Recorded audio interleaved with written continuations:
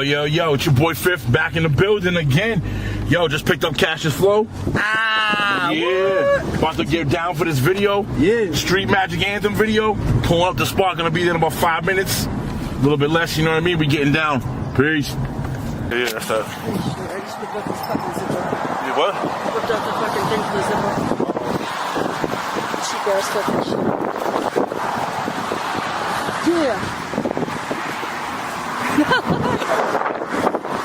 Street Magic. Street Magic in the building, yo. On the way right now, so this is New Bedford. This is the brand new bridge, New Bedford right here. We're gonna be filming some of the footage in this motherfucker, this direction. This ain't hype, it's heritage, born from the dirt.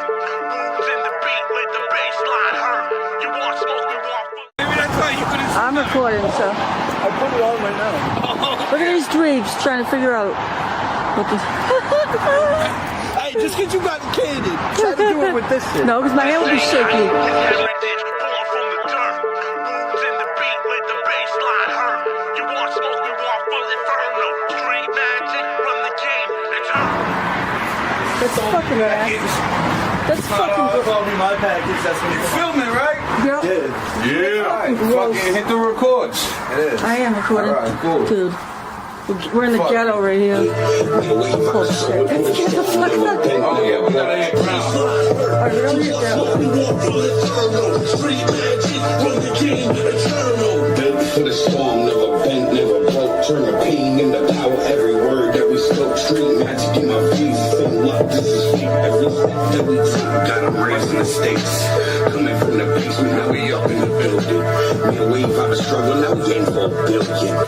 Street magic, got the city in a chokehold. Came about the dirt, not a wrist on frost mode. Blueprint solid, every move like a chess play. 10 toes down. That's not boxing out like it was. The schedule of trains coming because it'd be dope if you guys would the train pulling up. Street magic, got the city in a chokehold. Came about the dirt, not a wrist on frost mode. Blueprint solid, every move like a chess play. 10 toes down. Keep this recording. All of this is behind the scenes footage. This shit is fucking great. So where do you want us to go again? The whales. The whale. Let's go over to the whale. Let's It's figure out where the whale? whale is. Yo, you want me to release the whale? Hey, I got Yes. C and the of my accent. Hey, hey.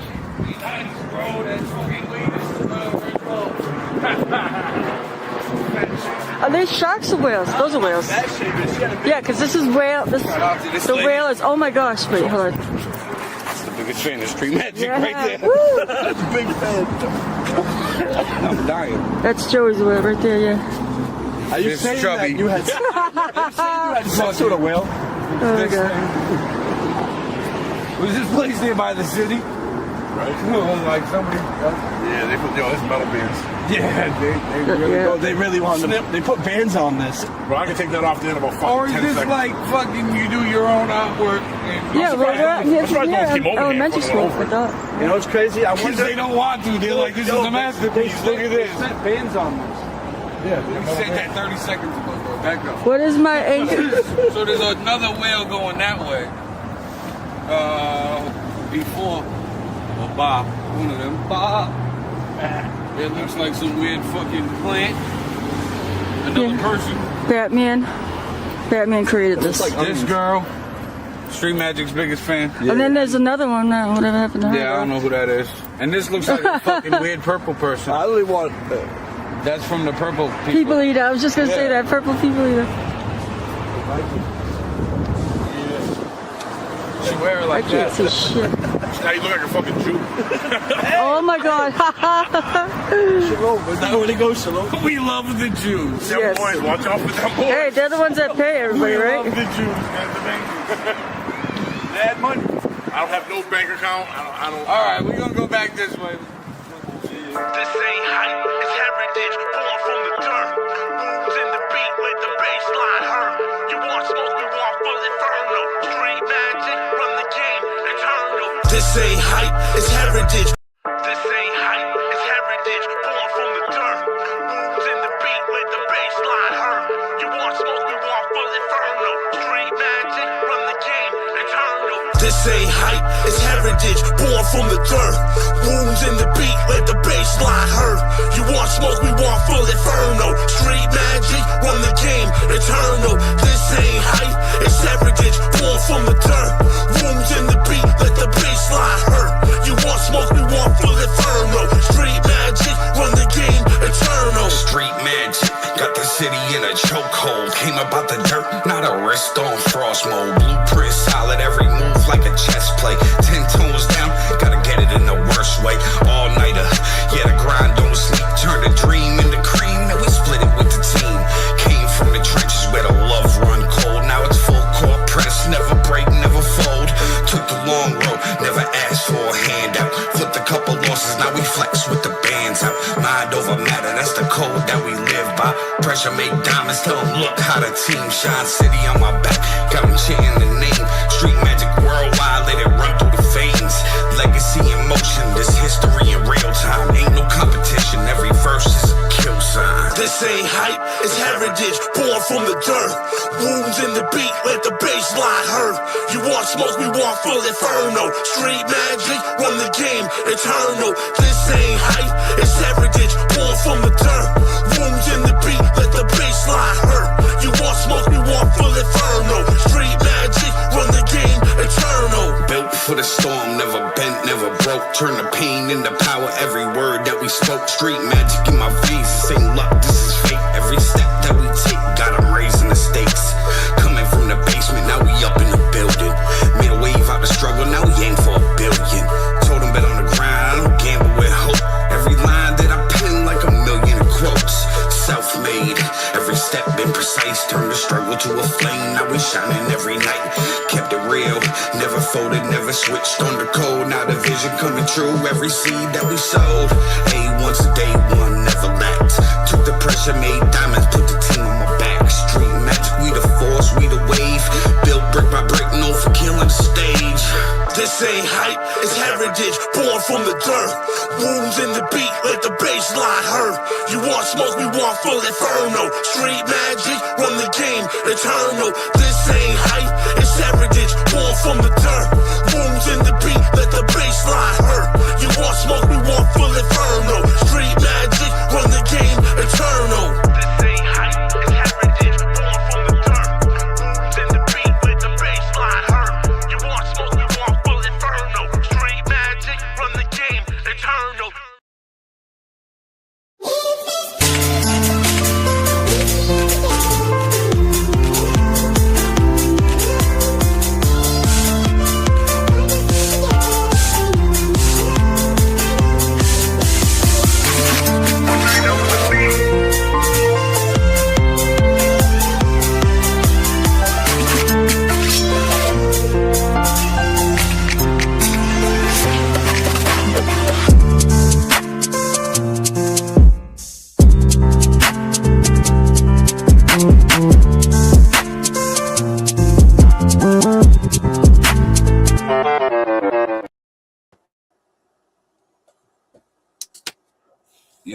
Yo, what up? It's your boy Aaron All Nighter. It's your boy Fifth back in the building. This is the Pop-Up Podcast, episode 18. Share this out of your news feed. Share this to groups. Tag people in the post. Tag people in the comment section. Send this out to like-minded individuals in Messenger. If you're a digital creator, have your professional mode turned on. Put @follows, @highlight in the comment section. If you're an admin or a moderator of a group on Facebook, share this and put @everyone. We are streaming on 3 different platforms, 5 different destinations. We are on Kick on It's Your Boy Fifth, YouTube It's Your Boy Fifth, YouTube Street Magic Multimedia, Facebook The Four of Experience, and Facebook Aaron All Nighter. Comment below where you're watching from. Follow, subscribe, turn on notifications, and share this out to your peoples. Fifth, good, brother. Chilling. So I don't know if anyone's been paying attention to the last couple episodes. Been having technical difficulties behind the scenes with the computer. Went and got myself a laptop right quick and got everything loaded up last week. I don't know if you saw the brief appearance. I was on the Sundays for about, 42 seconds. And it cut out. I don't know what's going on with the studio computer. Hence the reason why I haven't released a single track in 26. Studio computer is down and out. Basically, it's like a fucking TV right now for me to stream Netflix and Paramount Plus. Is about what it's a, an expensive fucking TV right now at this point. Like I said, went on, got a laptop, converted everything over, Facebook, StreamYard, fucking everything hooked into this. So I might look a little different than normal. I'm on a different camera. I'm on a different device. So it is what it is. But yo, at least I'll be streaming. I'll be able to stream podcasts now more often. If you haven't seen last Saturday, I hosted for the first time a religious debate, more like a conversation between one of the Sundays podcast guys, John, and another guy, another one of his friends. They were debating on religion. I actually did pretty good considering I only have 220 something subs. I think I got like 130 views on it total. Pretty good, bro. It was like, I actually surprised how well that did. I said it was the first time I've ever done something like that. I thought you were going to get more involved in the debate than you did, but you moderated that like well. That was I wasn't supposed to be. It was between them. It wasn't supposed to be about me. I what it was me hosting, me providing a platform and having StreamYard and allowing them to go on it, which is something I want to start doing more often on top of the podcast. Just kind of getting the channel out there, and because I don't do a religious part, I'm not a religious person. So, but religion is very much a huge topic, very very trend worthy. It's good for the algorithm. So something I will absolutely be trying to do more of if I can. So if anyone looking for a place to host a debate, or you're looking for a platform, I can host debates for you. You go people out. I kept out of it most of the time. I asked a couple questions here and there. I didn't have to intervene with them. They were very respectful of each other and jumping over each other. So I didn't have to really play the referee. They fought a fair fight, we'll call it. Yeah, I wasn't able to catch the whole thing, but the parts that I caught, I'm like, oh, this is like super respectful. Like, it was like they were disagreeing, but like agreeing that they were disagreeing instead of like forcing it down your throat, like those type of debates where it's like fucking yelling, screaming. And you're like, hey, guys, relax. One mic. Yeah. What I want to do, to be honest with you, the way that they were debating, and they're very much Christian. And towards the end of the podcast, this was also a 3.5 hour podcast too. This ran like it was a lengthy podcast. What I'm gonna try to do towards the end, because I noticed they both really had I don't want to say disdain, but because they're Christian, they weren't too fond of the Muslim or Islam religion. So what I'm trying to do now is trying to pair up a 2v2 debate with two Muslims or two people that follow Islam, and have them debate them two on Christianity versus Islam. I feel like might jump off. And it's a very hot topic, specifically considering those two categories of religion. It'd be crazy. So if anyone watching, if you follow, the Islamic religion or know anyone that is very knowledgeable and likes to debate, holler at me. I got two people waiting in the cut for a debate. Shit, my home city, for Mass, just recently, last few years, got a new mosque in the city. We never had a mosque, and now there's a mosque. How do you feel about that? How's that? It's been quiet. Honestly, I didn't even know they were there until one day I'm just driving down the street, and I seen like 10 Muslim women with like the jobs on, the whole outfit, crossing the street. So I had to stop. I'm like, where the fuck are they going? And I looked over at the building and I seen where they were walking into, and it had said like something in Arabic on the door. And I'm like, oh, that was like an empty storefront before. So I'm like, okay. Like, I look at all of this stuff because, like, when I was locked up, there's a lot of Muslims in jail. And it's kind of like one of the biggest gangs in jail. Like, they're strict. They don't take no shit. But COs will tell you they kind of like model inmates unless you piss them off. Because, like, they don't do drugs. They're not drinking homebrew.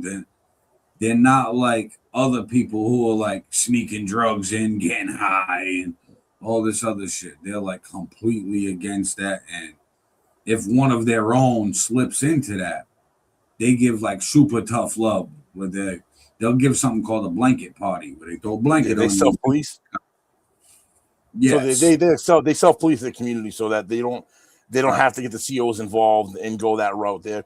Which probably I imagine COs makes their life a lot easier too, and they don't have to come down on them. It doesn't make the other inmates. It doesn't raise the tension. Inmates versus COs.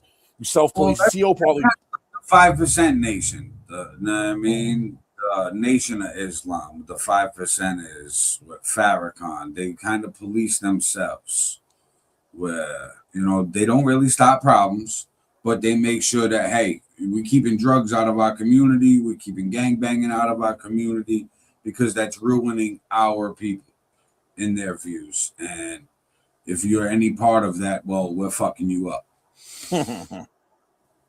And in that sense, I think that like that's a play out of the Jewish playbook. You know what I mean? Of like self-policing, protecting their own, also putting on their own for others.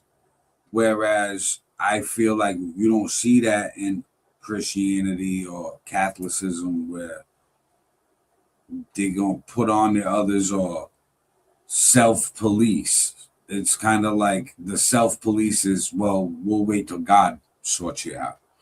We're not here to judge.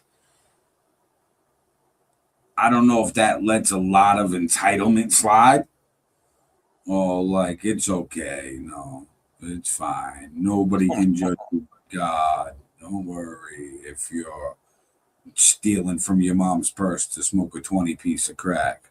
Who cares? God will judge you and he'll forgive you. You know what I mean? Where they don't really teach that forgiveness aspect. That's the one thing, like, because I've read multiple religious books like the Bible, the Torah, the Quran. That's the main thing I got from the Quran from reading it backwards, because their book's backwards. they read right to left. Yeah. Fuck me up every single page. Every time I went to go turn a page, I'm like, fuck, not again. I'm reading ahead. Right. But that's what I took from them.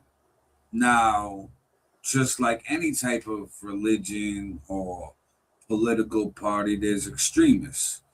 Where like the extreme Islams and extreme Muslim, they feel like they're the last book in the Bible, pretty much. They feel like, all right, Torah is the Old Testament. Well, Torah, Old Testament, New Testament, Quran. They feel like it's in that order.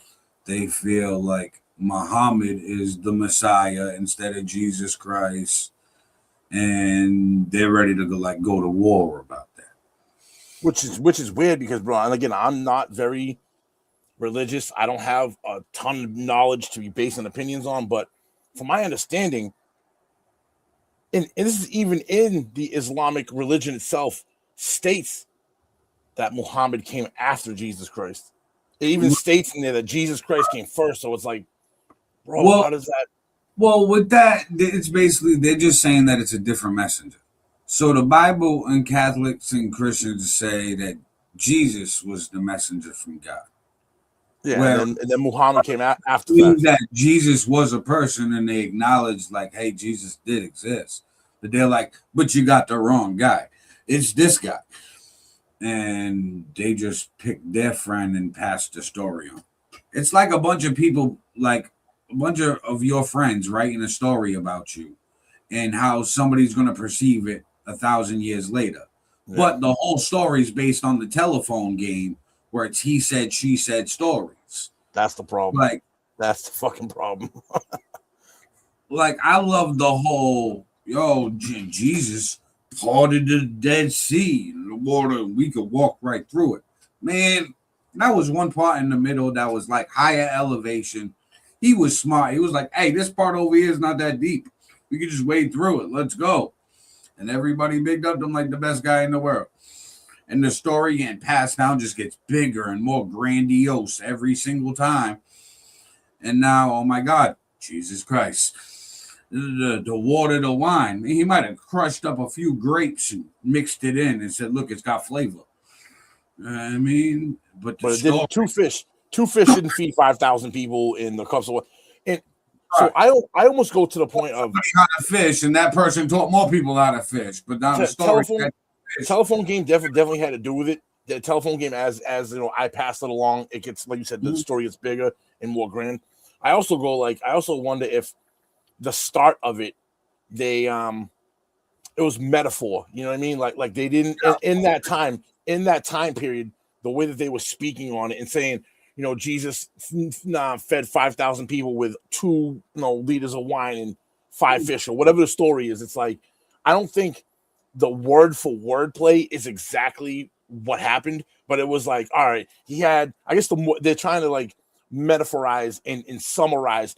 There was a shitload of people, there was a little bit of food, and somehow everyone got a little something out of it. And that's supposed to be the moral of the story behind it, in my opinion. I don't fucking know. That's my opinion. No, you're correct, because all of the stories in the Bible and even the Quran and the Torah, they're all like broken down metaphorically. They're all, it's not like cut and dry. Like, here's a straight to the point story. Yeah.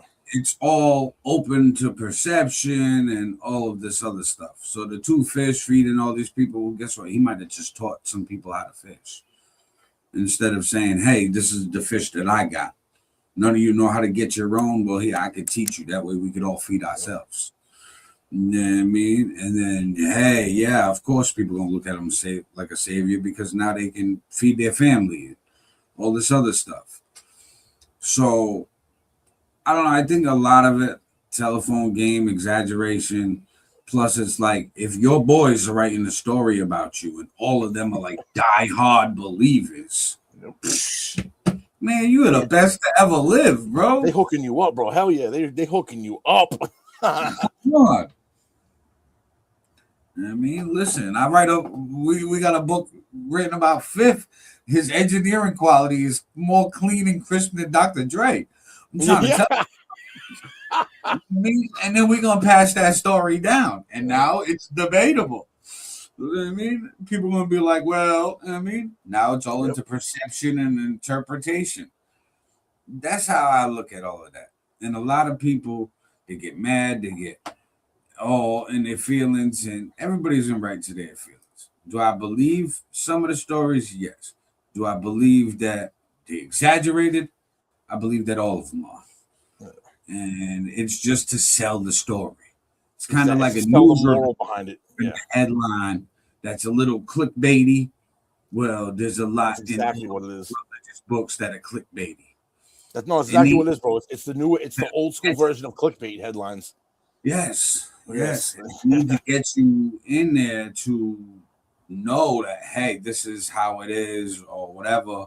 And like, they break down the Bible as like an acronym, basic instructions before leaving Earth. If that's the case, okay, well, you know, you provide this Bible everywhere. You want people to live by certain standards. It's all a controlled thing. Now, could this have been all real stories? Absolutely. Could all of this have been complete bullshit? Absolutely. None of us know. You know what I mean? And, oh, man, the kicker, we're not going to find out until we're dead. Ironic. How convenient. Right, for real. So, I don't know. There's a lot. But so we already have a commenter up in here. Was it Gene St. Pierre? Yeah.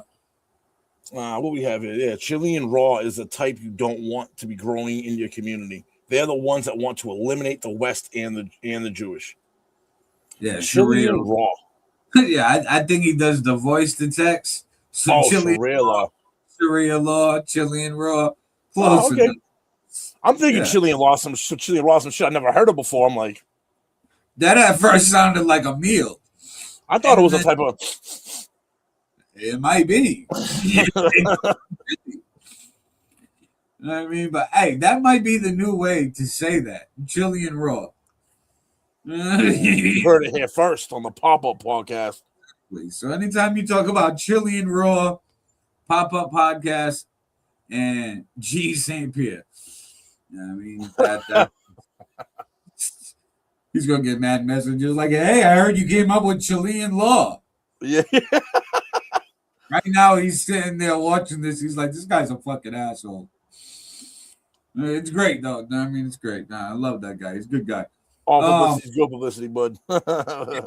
Nah, but Chilean raw, yeah, it's bad if you have Chilean raw. Sharia law, yeah.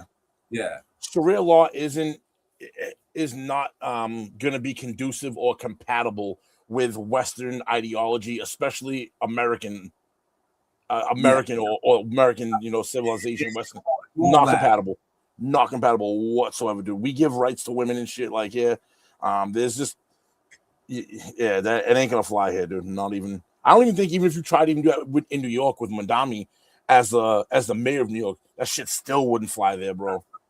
In my opinion. And like, I look at it like this: there's so many different types of Muslims. Facts. That there's like Shiite Muslims, there's all types. That some of these own Muslim communities don't like each other. Yeah, they fight each other. Yeah, they killing each other. Yep. So I feel like a lot of the Muslims that we may have in America right now, we've got the ones that don't really follow the Sharia law, thankfully, because they know that, hey, one, can't do that in America, and two, it would drive themselves crazy. Okay? Where they come from a country where they could tell a woman what to do, how to dress, all this other shit, to just walking down the street in summer in the United States and seeing what these women are dressing. And I think that they would unalive themselves, where they're like, oh, this is too much. This is evil. And I gotta go. Like, they might think that they're in hell because of how liberal America is. So I think the ones like the big scare of Sharia law, I don't see those coming over here because they're going to stay where they have control. They're not going to come over to America where there's chicks in fucking mini skirts and OnlyFans. And they're chicks with dicks. All of any of this. And be like, yeah, I'm going to come change all of this. They're going to be like, nah, I'm going to stay where I can fucking control everything. Or they're going to come over here and do what, and this is going to sound so fucked up, but whatever. Or they come over here and just try to bomb us. Be like, you know what, bro, I'm going to go over there because my religion, the real extremists of that religion, will just come over here with chest bombs, bro, and just do their thing. Right. Yeah, but I think those are like a lot smaller numbers. Oh, of course, bro, of course. News medias think. Percentage-wise, you took all the Muslims in the world and then gave a percentage of like, what was it, like 3 or 4 billion people on planet Earth are considered Muslim or see themselves as Muslim.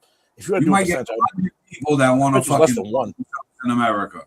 I bet you it's less than 1% of all. Probably not even 0.5% of those are to that extreme level. You know what I mean? You're talking about a very fringe, small number. All those Muslims, I can probably say there's probably like 100 of them that are willing to blow themselves up for some shit. The rest of them know what they're doing. They're opening convenience stores and saying, have a good day, my friend. You know what I mean? And they're trying to just assimilate. They're like, you know what? I'm here. I'm doing my thing. Look at a lot of motels in America are owned by the Patel family. Bro, that last name, bro, that fucking family, that family tree, you probably got to take a street with chalk, to try to figure out that last name in that family tree, bro. That last name is so goddamn popular, bro. Holy fucking Christ. You know what I mean? And it's like Gene St. Pierre wrote back again, too, down the bottom there. Right now, there are 3 states that have sections of the state that are using that law. The whole area is governed by that law, and the population 100% behind it. They are the radical ones. Michigan is doing it. I've heard talks. Yeah, in America, Sharia law is actually the dominating, like, police force. That's mongering. I seen a clip of that on news. Hold on, let me look this up right quick. If that's true, bro, that's wild. Here in America, bro. I've seen a video of people like live on the ground in Michigan, and they were like filming, looking around, like, "What are you people talking about? Nothing's going on." So it's getting to the point where it's more and more like our hit song "Illusions," where like we don't know what's real and fake until Until it happens, until we can tangibly see it. because this is all this talk right now going on in Michigan with Sharia law. It's because they just had a huge heated Senate debate. You know what I mean? Midterms is going on, so that might swing voters. That's all. It's a political tactic. I also want to shout out the Neutral Corner podcast for tapping in.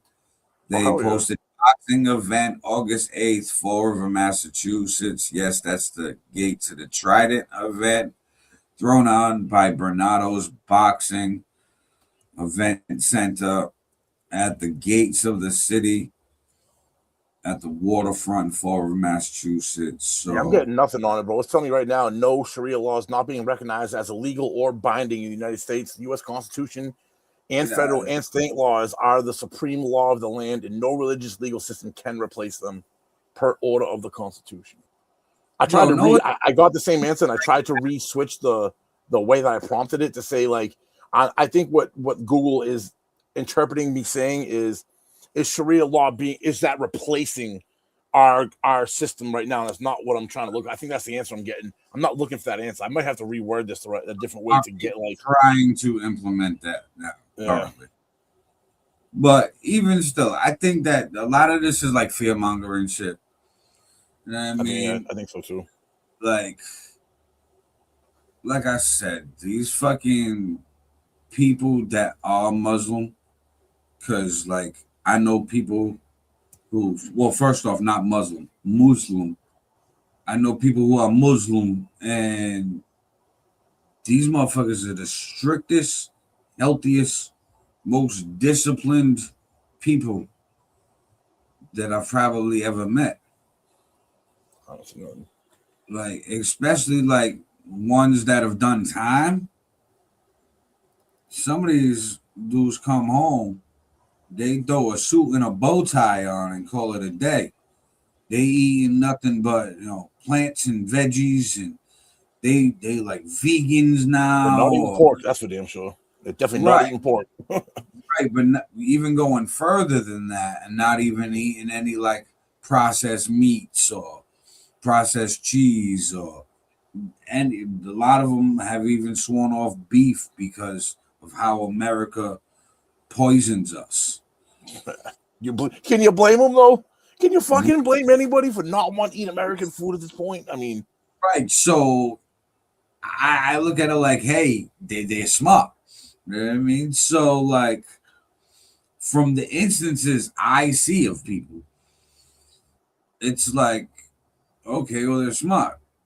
Just like the Jewish people I've known in my life, the people I've known that practice the Jewish religion or did practice it, they like, one, I get the whole stereotype cheap with money. It's not cheap with money. They were smart and prioritized and knew how to budget properly to the point where like their savings is like great. And they keep it within their national. I don't want to say nationality, but like we'll use the Jews. Yeah, we'll use the Jewish people as, for instance, they're more apt to give a business deal to another Jew than they would another nationality or another religion. They try to keep it in house, which helps build that up over the course of time. As much as it like in today's society that might be frowned upon as like, oh, that's bigoted. It's kind of smart, bro. I mean, why? There's only so much like sauce for the pizza, right? So if you only have so much, do you want to spread it thin across the entire pie, or do you maybe want half the pie to be like the way it should, and the other half kind of fend for itself? You guys figure it out. I mean, so it's like The same with Asians. Asians come over to America. They stop businesses. They good with their money, and they put their family on. You know what I mean? You go into a Chinese restaurant. Guess what? The whole family working. Yeah, everyone's got a job. Yep. Everybody holding their own. Try that with an American family. Hell no. Well, You know what I mean? some, just not to the extent that these Right. these other Just nationalities are doing it. Unfortunately, just doesn't match. doesn't. Yeah, and that's unfortunate, bro. That's unfortunate. Americans, we'd rather hire strangers than our own community and our own like family and friends and shit like that. We just that's is our I don't fucked blame up. people. I'll be honest with you. I don't blame people sometimes because of that, man. I mean, I'll give you an example, right? I've been at the company I worked for 10 years. I've only ever one time in 10 years extended a job offer to anyone that I knew. Mhm. And I've had multiple of my friends be like, yo, you should get me on with you, you should get me on with you. And I'm just like, you ain't gonna fit in here, bro. And I'll be honest with you, it was my 18-year-old kid that I got in. It wasn't even a friend. It was someone that I know that I could help mold into the culture. You know what I mean? I'm like, But see, like you just finished that off. There's somebody you know you can help mold. These other cultures, they make it part of their culture to help mold the to next mold generation them. Yes. in whoever they're giving the job to. So, like what we're calling nepotism, that's just their way of life. That's just how you're supposed to do it. You know what I mean? You hook up your own And it makes more before. sense to me that way, bro. I'll be honest with you, man. I kind of support that more than the latter. You know what I mean? Like, I'm all forward to it. Makes sense. You know what I mean? You wonder why these people are so successful. You know what I mean? I'm not gonna lie, I've never seen an Asian homeless person. yeah, right. Never. I mean, to Have go even further into that, bro. To go further into that, why do we have like first generation immigrants? I'll use Nigeria as an example. A high percentage of Nigerian immigrants come into this country and are super successful within the first year or two of them coming here. They come here, when I say take advantage, I don't mean this in a bad way. They take advantage of the subsidies that are available to them and they use them and they start businesses. They get these low interest rate loans. They get first time, business loans that they take advantage of what's there and they make something of themselves. And then I look around and I go, they take advantage the way they're supposed to, because that's how yes, those subsidies are they're meant to be supposed there to to be be. used. Yeah, so I mean, that's why I said taking advantage of. I didn't want people to think I was negatively saying taking advantage in a negative manner. I'm talking about taking advantage of it the way that America it should be. take advantage of it. Yeah. Then Yeah. I look at some of the American, like some of these American families, bro, and people have been here 3, 4, 5, 6, 7, 8, 9 generations deep, and some of them are on welfare and Section 8 and shit. And it's like, bro, you've had this opportunity for 100 years. You got people who come over here for 5 years and have absolutely dominated whatever slice of the pie they're trying to get. Look at you know what I mean? Like how can you cry about this when you got people coming over here who don't even know the culture, barely know the language? They come over here and become ridiculously successful quick because they got the drive and the want to be better. It's kind of like we've talked about on a previous episode. We've given so many participation trophies Yeah. that there's no drive anymore. Mm-hmm. And it's okay. Don't worry. You'll get it next time. It doesn't create drive, doesn't create hustle, doesn't create necessity. And money's a necessity in life. Hell yeah. So all of these people, it's like, well, they've had to go get it in these other countries. So when they come here, they see a billion opportunities on how to get money. Yeah, that's how they get rich. Because they're like, okay, let me get the subsidies, this and that, da da da. But get off of it as soon as I'm good. Now I own a business. Now I own multiple businesses. I'm set for life. I'm sending money back to my home country where my home country's rich. I knew this one guy, Siddiqui Kandi. He was a correctional officer in Dartmouth House Corrections. He owned property in his country in Africa. Right? I forget the name of the country, so I'm not just going to throw one out there. But it was towards middle of Africa. And he said that his house is looked at almost like a palace out there because of how big it is and how like all the electricity and plumbing, and it looked like an American nice, a good size, like a mini mansion, like a mini American mansion. But he said in his country that was like similar to a palace. Like he was like, the royalty in my country have like similar size houses. Oh shit. And he was like, I send my money back home. He was like, so when I'm done and retire here, because correctional officers, they work 20 years. He's like, Live once like a king back there, bro. You ever live like a fucking king, man. He was like, why am I going to retire here? And fucking inflation, the cost of living not really matching inflation. Bro, the exchange rate. Think about what a dollar here is. A dollar, American dollar converted to whatever currency that he's from. It's probably 2, 3, 4, 5, up to 10x. That $1 could possibly be $10 over there, worthwise. You know what I mean? So every dollar cent, bro, is a multiplier, bro. That's simple mathematics, man. Like, so that's a lot of another factor people don't talk about when they also talk about like immigration. Most of these countries that are coming here doing that, they sending money home, but they sending American money home. Mm-hmm. That puts our money in other countries, and that gives our money more value because they want it, and that keeps our value of a dollar up. You know what I mean? Because people want it. It's got fucking exclusivity. Supply and demand, bro. Simple fucking business. Supply and demand. You're talking about the demand part. When the demand part is high, bro, that means the value is high. Exactly. So right now, all these countries coming over to get some American money to, invest in their life at home. Well, it raises. It's a lot easier. Think about how easy it is to make money here. How much harder it is to say do it in a third world country. And then on top of that, so the access to money here is drastically easier to obtain.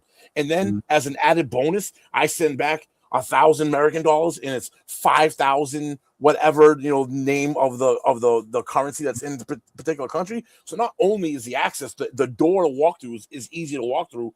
Then my work here is exponentially multiplied.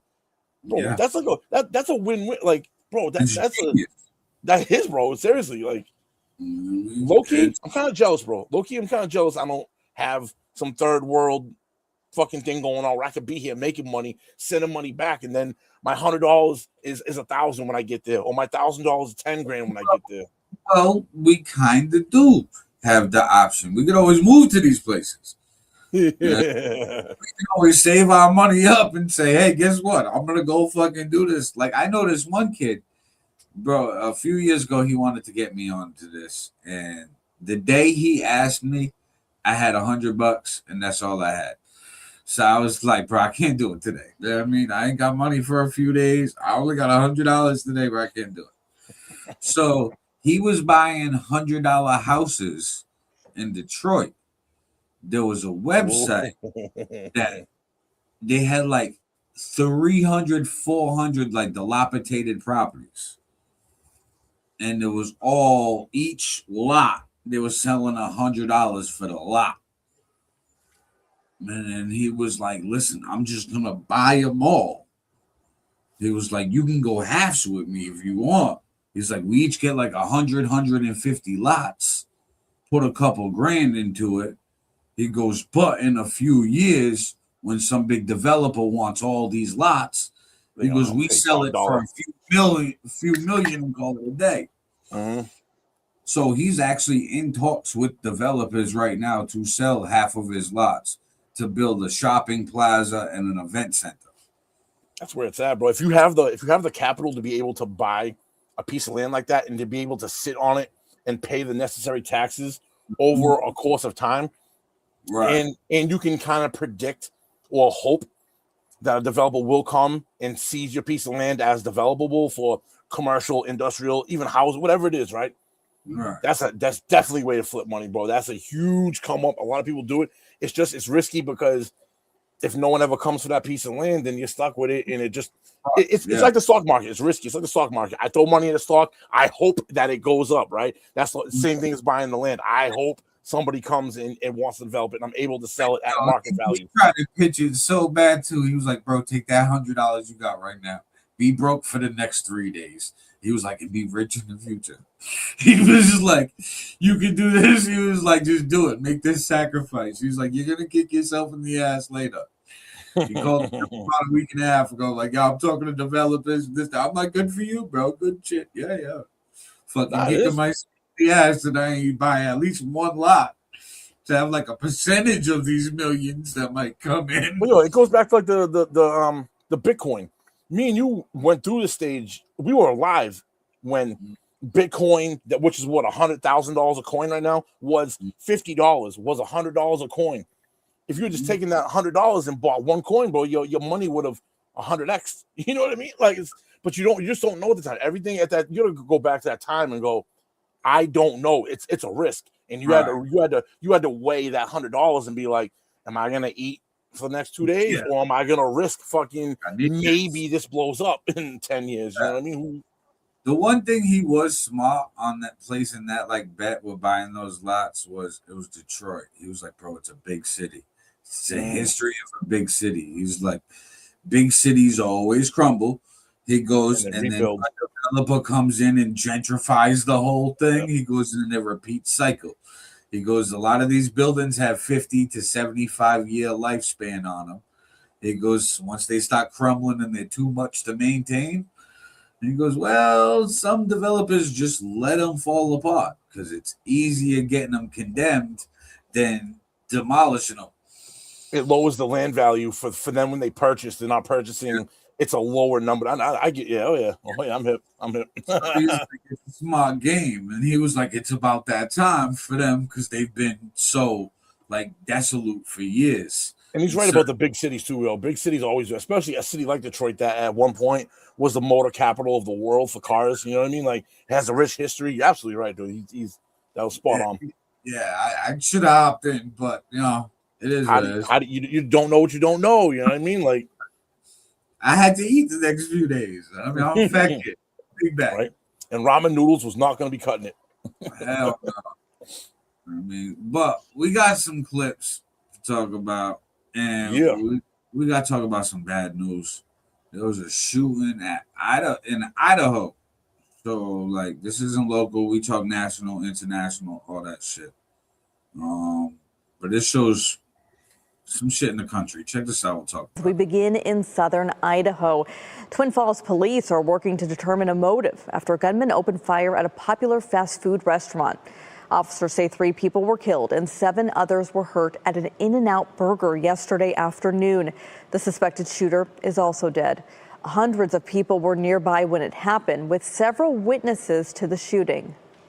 I faced the shooter head on, and he pointed the gun at me, and I ducked behind a white car just to have some sort of coverage.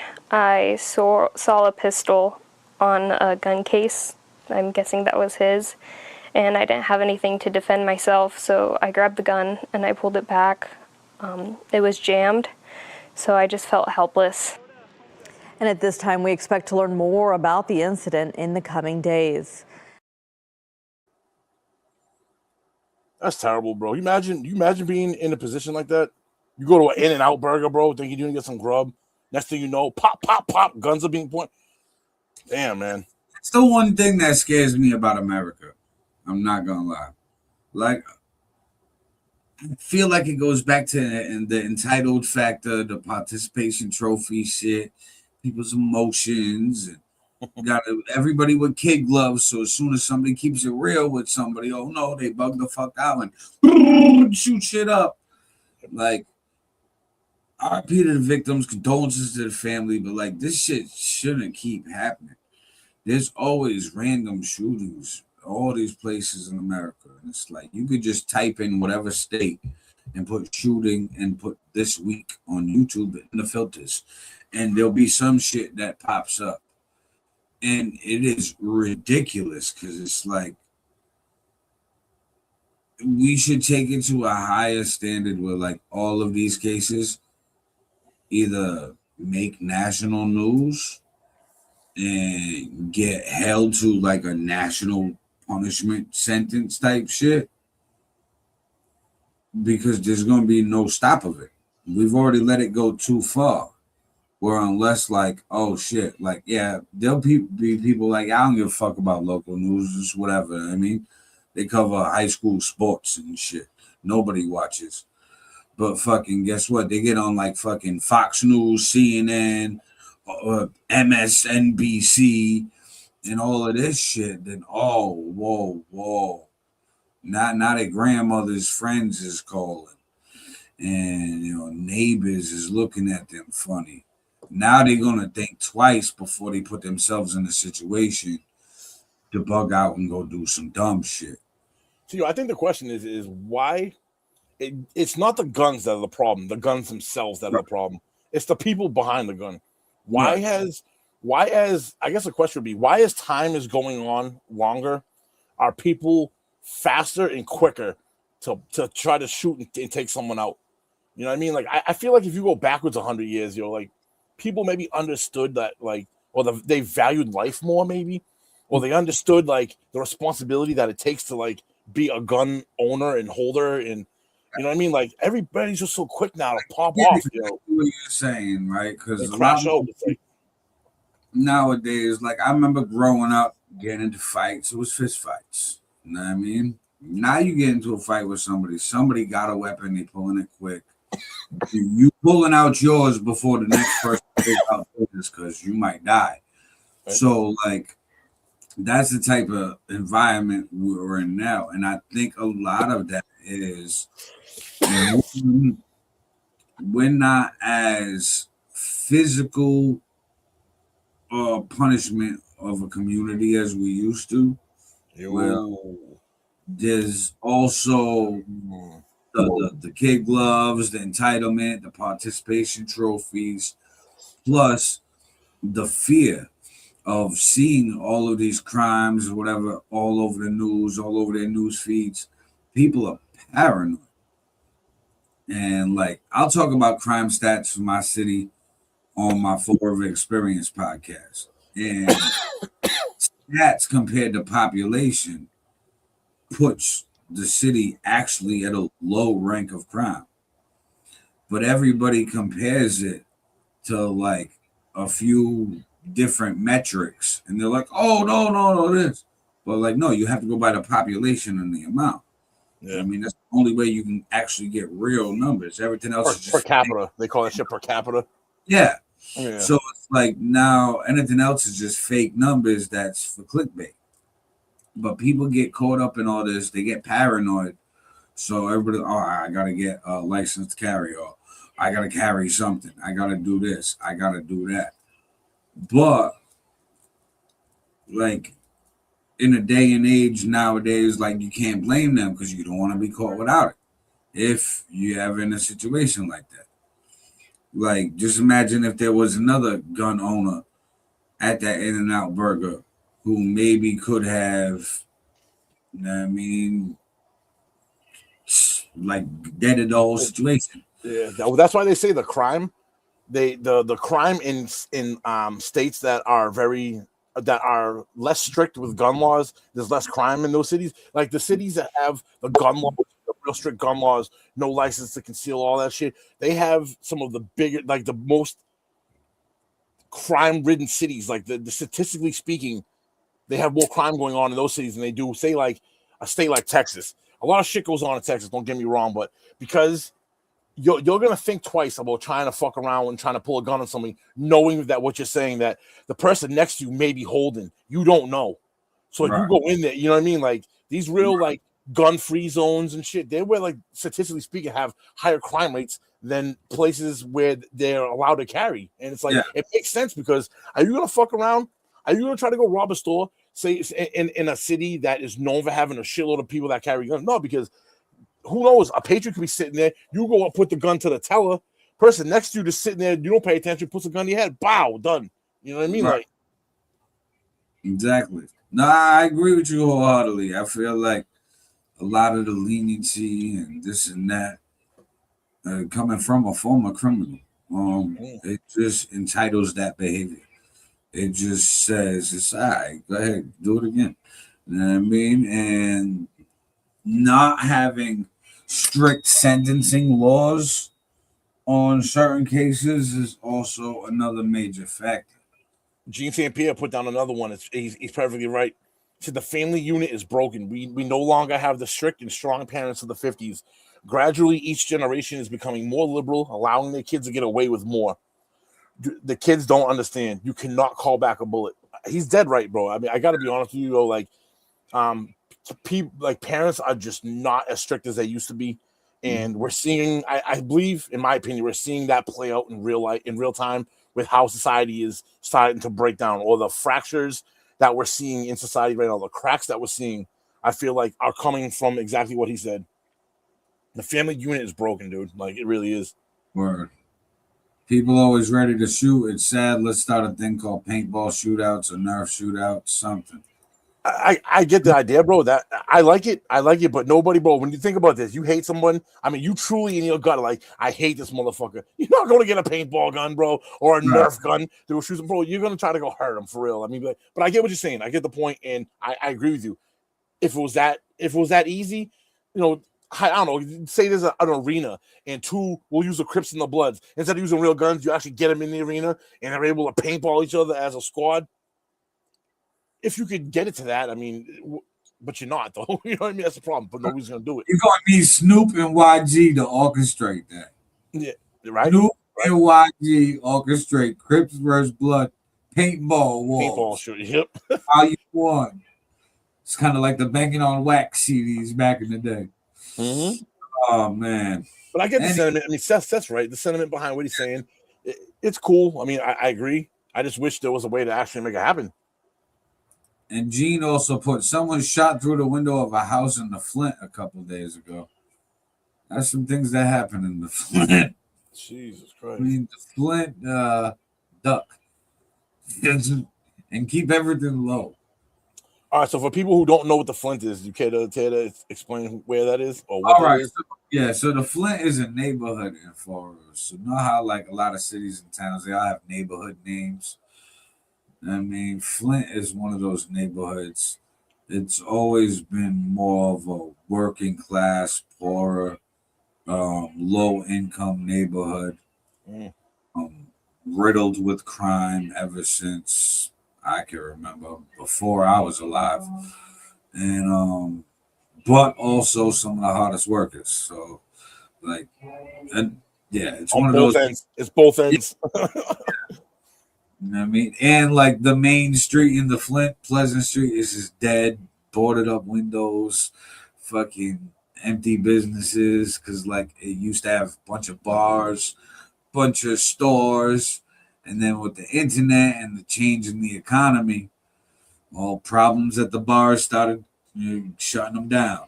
Stores started closing because the internet, or nobody being interested because now they're going to bigger stores. Now it's like, well, it's deserted over here. So what you gonna have when you leave the food out? You're gonna have cockroaches. You're gonna have people eating the crumbs. So grungy shit. Grungy. Yeah, it's not really the best place to be walking around at night, even though it still gets heavy foot traffic. It just sucks though. Imagine being the person that's in that house, got nothing to do with nothing, and all of a sudden you hear bang, and you hear glass breaking. It's like that's your window glass, right? Like, bro, innocent life could have been lost, bro. For no, just sitting, you could have been sitting at dinner and it's been like, boom. Yeah, like you eat mashed potatoes and then your head's in the mashed potatoes next second. Like, what the fuck? I think like a lot of people also look at just all right. Well, we gotta strict laws or strict sentences, this and that. We also got 2 steps before that. One, get to the root of the problem. Like, why are these people shooting at each other, and what's making them want to be angry enough to shoot and not control their emotions? And then 2, we can't give them something else other to do where they don't find free time to just fuck up and do dumb shit. like, and some like shit that they think is cool or in or hip or lit or whatever the fuck they calling it, right? Something they want to do, not what we think is cool as grown ass adults. Yeah, right. I mean, we gonna throw an event for these kids and be like, yeah, it's gonna be lit. And then none of these kids show up because they're like, yeah, it's a dad event. I'm not this ain't going. lit. So I see what you're saying. So you got to be able to do it in a way that you're relating to that demographic, that age demographic, so that way you actually attract those people to it. Like, it makes sense, bro. It makes total sense. I was in high school. Durfee High School has some for a lot of the troublemakers and like known gang members. It was called Peaceful Coalition, where it took like everybody's skills, whether you were a rapper, a singer, a dancer, a poet, found something where we could curate a performance that the message was peace. You know what I mean? Whether it started at war and ended in peace or was just all about peace, the message had to be peace. So like we came up with a bunch of skits and performances and all this stuff. But you had people in the room that was rival gang members, rival neighborhoods. And they got to utilize their talents and be put on a stage and be like, yo, you want to perform in front of the whole school or you want to go perform in front of other schools? We got you. Here, put this shit together, act right together, and you have this opportunity. I remember us going to the middle schools, and because we was in high school, we went perform at the middle school. Bro, they had like 500-600 kids. The place packed, and we getting like a standing ovation because like we kids putting on the message to other kids. So like I feel like you got to get representatives from the youth.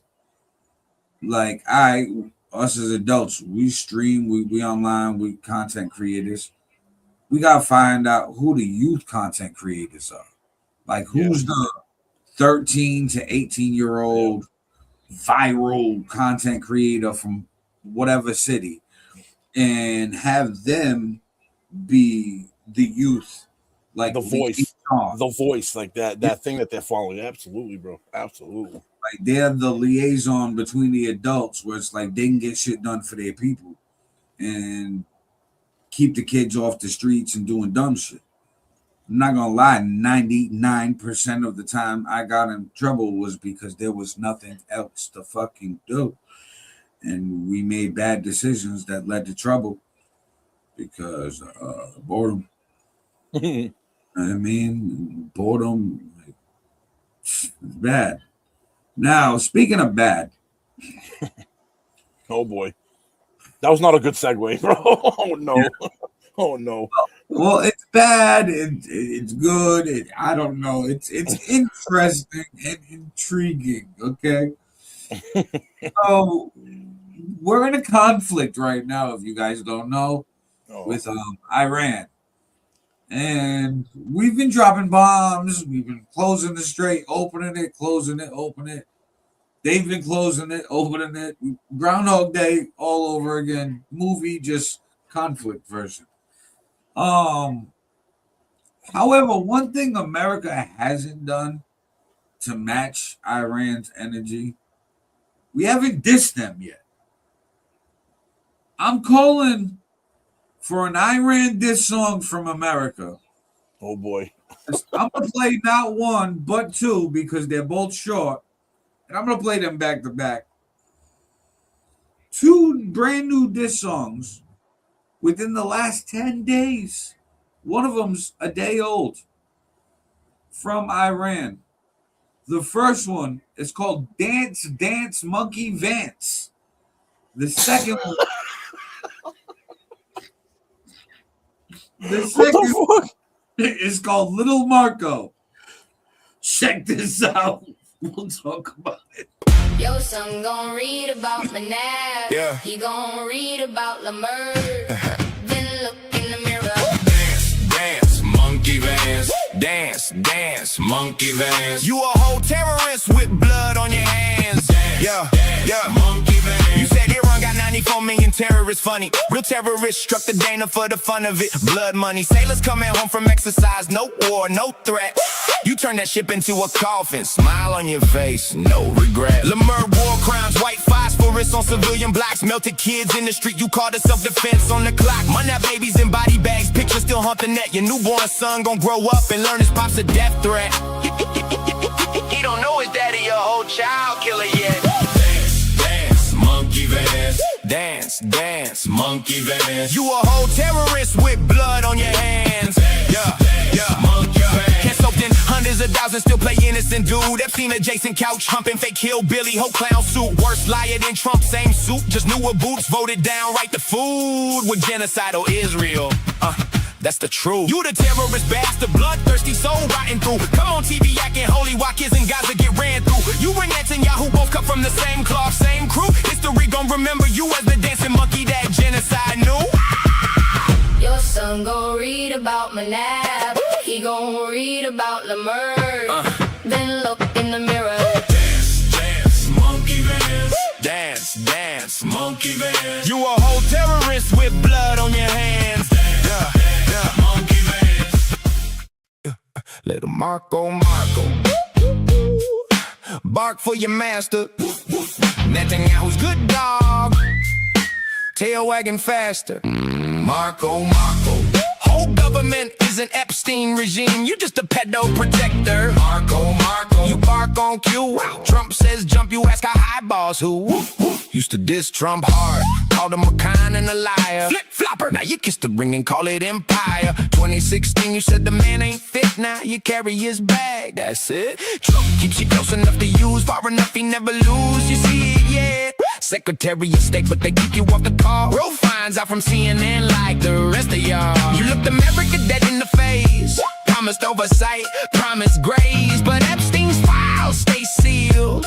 The donors stay in place. Funny how that worked. Taking U.S. tax dollars just to fund the genocide. Lobby checks inside your pocket, you can't run and hide. Whole planet hating BB for the slaughter in the graves. While he bragging how he's backing what the U.S. workers say. Little Marco. Bark for your master. Woof, woof. Netanyahu's good dog. Tail wagging faster. Marco. Whole government is an Epstein regime. You just a pedo protector. Marco. You bark on cue. Trump says jump, you ask how high boss who. Woof, woof. Marco. Robot to robot answers in every debate. Late. Little Marco tag. Still stings like a weight. Fate. 2028 dreams. Nah, that's his son's lane. You're the backup dancer, never the main. Covering Trump's dirt with that polished grin. Mopping up scandals, where's your own win? 168 kids on day one, you remember that? Don't look away. You smoothed it over, pressed your tie, and never look back. Now you crying to the UN, they can't stop Iran stealing our catchphrase, man, you sound like a moron. The audacity. You always break the rules every day across the map. Not the bully playing victim, boy, shut your little trap. Keep the name you're on out your tiny little mouth. Choke on it. That word is way too heavy for your jaw. It's going south. Americans standing behind Iran like never seen. Screaming free us from the Epstein regime. Against pedophile administration. That bloodthirsty Zionist killing machine.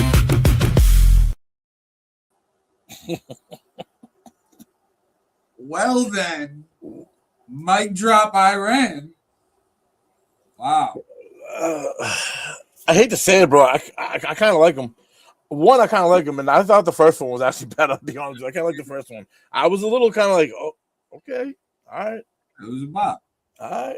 You got that. I like how in both of them, the imagery, they show a lot with the imagery, with what they're saying. I think it's more funny is they're running with the Lego theme, which didn't Trump initially start before all of this back and forth? Didn't Trump or the White House come out with a Lego? Didn't we do our own version of a song with a Lego thing? So they just took what we did, bro, and absolutely shoving it back down our throats, bro. And then we stopped doing it. And then they're like, all right, yeah, we're going to keep dropping one weekly. What do you think, though? Do you think Trump with his ego and kind of how we know Trump to be, you think he's going to take that? Or you think he's going to have his team come up with an AI song and have to hit back? Well, the first one that I played, this is the irony of you saying that. Dance Dance Monkey Vance dropped 2 days ago. Well, now I believe actually 3 days ago. 2 days ago, didn't we just start bombing and striking Iran's infrastructure, their water supply plants? I'm pretty Was it around sure that we time? just, yeah. Oh, so you're saying he ain't even talking no more? He's like, yo, I'll show you real life. You want to do an AI fucking song? Watch this. They go, I'm taking out all your bridges. Right. He was like, you know what? Done. You dissed me in a song? Cool. Look at it. He went and got Maduro for copying the dance. You know what I mean? Like, anybody who mocks Trump is a target. Like, no. For real? Yo, for real. No cap, though. No cap. That's right. Real. Like, so, and then when they said that, they were like talking about the empire and this and you gotta protect your donors. The two people that they put in the Oval Office, you could tell one of them was Elon because he had a SpaceX shirt on underneath the jacket. And the other one was supposed to be Bill Gates, had his glasses and everything. Bro, they hit it. They hit it. That was they well put together. Stuff. A lot of like this Middle Eastern news is like still running with the heavy, and like America not getting down to like the bottom of it and at least arresting a few people makes some of this propaganda sound believable. Because it's like, okay, you talking about pedo protectors and the Epstein and all this shit. And Elon was in the emails. He a big donor. Trump in the emails. I mean, all these people in the emails. Clinton in the second video, he mentioned Clinton and fucking had the Trump oral to him. Yeah. Yeah, giving him head and called him Bikini Queen on the outfit. So like, it's both sides. They went deep on that, bro. They went deep on those, bro. There was a lot of for a fucking diss song. It was actually pretty good. Like they had material. So like, I mean, and I give it to them. Yeah, stuff that like the American public we have been critiquing about our government.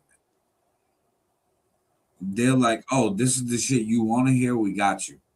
It's like they tailor made that for the U.S. audience. That wasn't tailored for their audience. Like, you know what I mean? Like that was, yeah, absolutely. I mean, that's smart though. That's smart. That's smart business. You know what I mean? Like you see a demographic and you tailor make it to the demographic. Kind of like what you were saying on the last clip we were talking about. If we could learn to get content creators for 18-year-olds, you know what I mean, so that they can be relatable. They were smart. They looked at it. They said, we can make it the way we want to make it.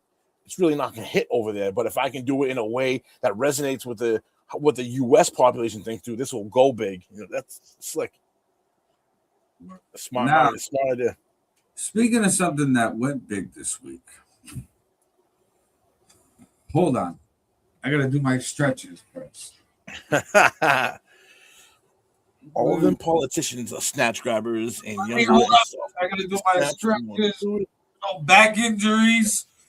I got to do my stretches before I play this DUI body cam clip of. Oh, bro. I've been watching these for the last week like crazy, yo. I'm going to hit you up, dude. I want to do something, bro. We should make another podcast and actually react to some of these fucking people. I've been watching these clips. Yeah, I've been watching these clips, yo, heavy for the last like 2 weeks, man. It's been on my algorithm. Bro, I can't stop watching it. And just the stupidity of people, man, it's gold. It's gold. Well, that's why I had to do my stretches. I had to be just like Tony Romo. Check this out. We'll talk about it. Greg, where are you coming from? The golf course. And I'm going to meet Grandma and Grandpa. Okay. All right. I'll take a driver's license from you. You got it. What's your name? Deputy Core. So, Okay. not stepping out of the vehicle for field. I'll do it. I'm just saying that I'm not allowed to call my lawyer. Any available squad, and it's backward to southbound and back up to 417. I'm not allowed to. I'm not You are pending an OWI with investigation.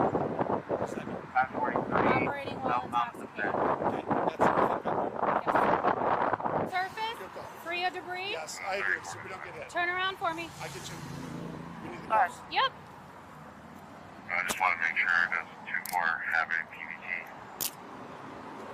24, that's a negative. Under Wisconsin implied consent law, I'm required to read this notice to you. You have either been arrested for an offense that involves driving or operating a motor vehicle after using alcohol or drugs or both, or you are suspected of driving or being on duty time with respect to a commercial motor vehicle after using alcohol or drugs or both. Okay. So maybe swing back in here, kind of explain what the next steps are from here, okay? All right. Do is now is we got to apply for a search warrant and have a judge sign off on it, okay? So we're gonna get a test on your. No, sir, that's kind of the talking. So and then once that blood draw is complete, then we can look at getting you a phone call, okay? Is it possible to call the parents just to tell them that I'm not dead? We will get to that, okay? All right.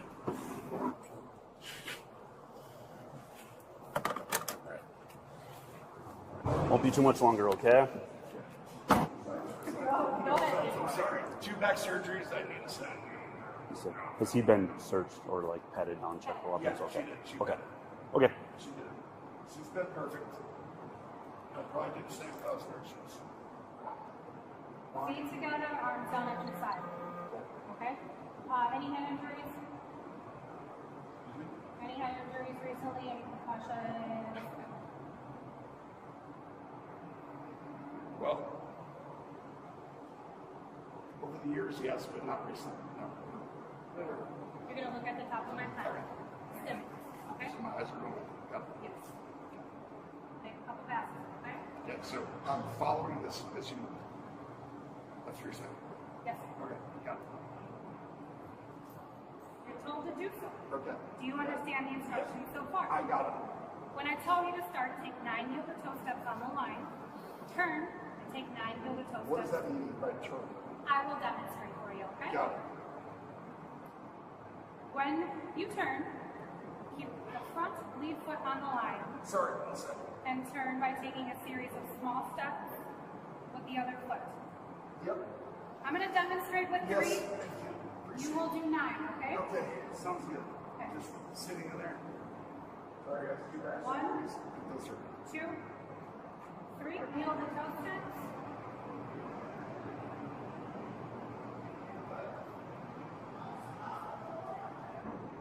like I might incorporate this in the PT. Can I use my phone real quick? Because there's a plane taking off and my parents are there. Okay. We'll get to that, Mr. Romo, okay? Okay. But you can turn around. Are we doing Okay. parents Okay. We just, okay. Grab shoes, if that's okay. Put your shoes on, but then I need you to turn around, put your hands behind your back for me, okay? Thank you. Can I call real quick? We'll get to that. After that? We'll get to that. I know, but I'm saying they're literally waiting there with my son to leave. Do you need 2 cuffs, sir? Or are Just you okay one, with 1? please, one. Okay. Like 2 at the back? Yeah, Is so that it gives you a comfortable? little more armor. Well, the back, I'm saying that was uncomfortable. And Okay. Would you like Would you to? want the second set of I cuffs? don't know what that means. Just a little bit easier on your shoulder. We'll give you 2. I don't know what that means. Well, We're just going to put 2 sets I've of never cuffs on seen you. 2 cuffs. Okay. We're just going to go a little bit easier on your shoulder. you're We saying saw it's you. wider. Yeah, a little It's wider. wider. A little easier on your shoulder, okay? Yes, that is better. I'm Okay. going. Mr. Romo. I'm going in there. I promise you, but I'm telling you also. Mr. I don't Romo, think I you understand. understand. Like you Mr. literally Romo, can't sometimes. I trust Do you have you. back I injuries? understand. I don't think you have. Mr. real back Romo, injuries. I understand, but I got to have I'm you grab a going in seat in there. the car I now. promise Okay? you I'm going in there. Okay. I need you to sit down. I'm for just me. trying to make sure that I hold the right spot. Okay. One second. Thank you, Mr. Romo.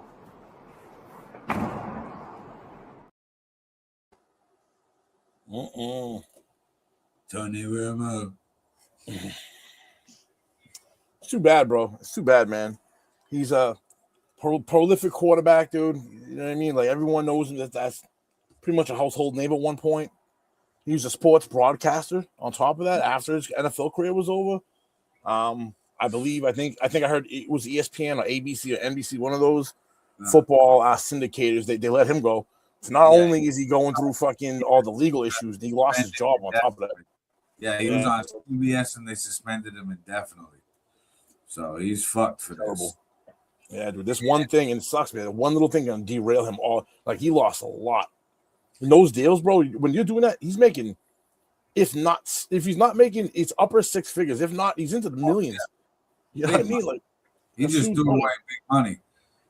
This is where I think that they went a little hard on him, right? That man was doing stretches, okay? He's like, he on 1 foot. Balancing stretches. I mean, he's good. That motherfucker good. Like, that's difficult, all right? Listen, all his injuries and shit, he shouldn't have been able to stand. Like, well, at first when he was stretching, I was like, all right, that looks semi-normal. But then when he was looked like he was gonna sprint, and he got down and put one leg out, and he was like on one leg but low, and I was like, bro, like, if there was any chance of you slipping out of this DUI thing, that right there just sealed the deal, bud. Like, right, like, look, I can do this, officer. Fuck that heel toe shit. I don't know. I can do this. They're like, yeah, no, we don't care. Turn around. And then the 2 cuffs. You want 2 handcuffs? He's like, no, I'll just take 1. They're like, we're gonna make it. He's like, I don't know what you're talking about. Like, I don't know. Oh, wider? You're gonna make it? Yes, yeah. No, that's more comfortable. Like, okay, I get it. When I heard about this, I'm not gonna lie. The first thing that popped in my head was that dude that went viral just for saying his name weird a few years back. The guy, he was like Tony Romo. Oh. So, like, as soon as I heard, I'm like, oh, Tony Romo got to a DUI. I'm like, Tony Romo. I was like, no. Like, this guy can't catch a break. It's horrible. Speaking of can't catch a break, us as Americans, we can't catch a break. Oh, boy. And this man has gotten himself into some shit where now he's mad that he can't catch a break. When he fucked up our summers, fucked up people saying goodbye to their relatives in the hospital. Now he's inconvenienced. Telling you all kinds of telling you what kind of person you were if you didn't do exactly what he said. Mm-hmm. Very king-like, very authoritarian. Now, if somebody is asking you a question, right, that you don't feel comfortable answering, if they ask you what color your tie is, are you gonna plead the fifth? They ask you what color the rug is, are you gonna plead the fifth? Those you can fucking answer. The attorney didn't say nothing about those, dumbass. Check this out. We'll talk about it. It's Dr. Anthony Fauci in the hot seat. Major fireworks on Capitol Hill as Republicans pummeled the former head of the National Institutes of Health with questions about the COVID pandemic. But on the advice of his lawyers, he pled the fifth repeatedly. As Justin Finch reports, the man once known as the most famous doctor in America is now fighting for his reputation. The man once hailed as the nation's savior got pummeled today as he pleaded the fifth, a grand total of 111 times. What color tie are you wearing? On the advice of counsel, I respectfully decline to answer based upon my rights under the Fifth Amendment to the Constitution. What color is the carpet in front of you? On the advice of counsel, on the advice of counsel, on the advice of counsel. When his attorney attempted to speak up for him, security, please remove him from the room. He was expelled from the hearing. Thank you to you for your service to this nation. Democrats came to Fauci's defense. And it is unfortunate that you have been put in the position that you are in today. But the hearing was dominated by Republicans who hold the now 85-year-old Fauci responsible for mistakes made during the COVID pandemic. You got rich while people were dying. Who the do you think you were for doing that? What a difference 6 years makes. Thank you very much, Mr. President. In March 2020, as the nation faced the historic crisis, Dr. Fauci's soothing confidence made him an instant celebrity. You are seen to many as a superhero, but you are a human being, and you've been working nonstop. He seemed to be on TV all the time, even talk shows. Brad Pitt played him on SNL. I'd like to thank all the older women in America who have sent me supportive, inspiring, and sometimes graphic emails. His just-released diary, which he kept on his government-issue laptop, shows he relished the fame. Press is going wild with me, he wrote. Very flattering. Truly unbelievable. People naming their dogs after me. But as the death toll rose and Americans suffered under punishing lockdowns and school closures, Fauci's star began to dim. I mean, this guy was wrong about everything, and it's all documented. It is whiplash, right? It's this one figure who is invested with all the trust and hope of America. This is the face of public health. This is the public health response. And now we're seeing the flip side of it in the, extended hangover after the pandemic. On the advice of counsel, I respectfully decline to answer based upon my rights under the Fifth Amendment. Before the questioning began, Dr. Fauci explained that he was pleading the Fifth because he believed Senator Rand Paul and other Republican senators were attempting to entrap him into saying something that could lead to perjury or criminal prosecution. And honestly, who cares if he gets criminal prosecution? He's already got a pardon. Why are we doing this fake dance like it's gonna amount to nothing? Because they wanted exactly what he did, so that it distracted from whatever fucking shit they pulled today or last week when this happened. There was some vote somewhere. There's something important was going on, and they threw Fauci out there, dude, to grab your attention to go fucking look at that, because you know damn well he was gonna plead the Fifth. And him pleading the Fifth just makes everyone hate him. He's the heel. He's the bad guy in WWE that you hate, you love to hate.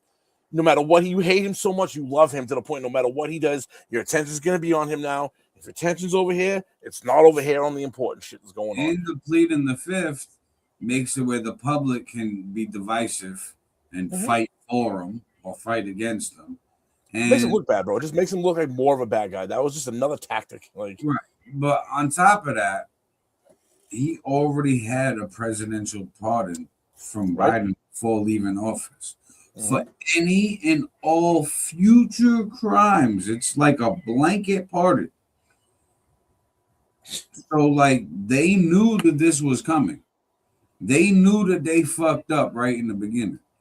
And was like, oh, we got to play this kind of hush. And they took advantage of it, brother. They took advantage of it. They knew they were taking advantage of it. And they were like, because we took advantage of it and there will be a paper trail, we got to cover our ass for the future. Now, if you said something interesting, I'm going to expand upon something, like, as a question.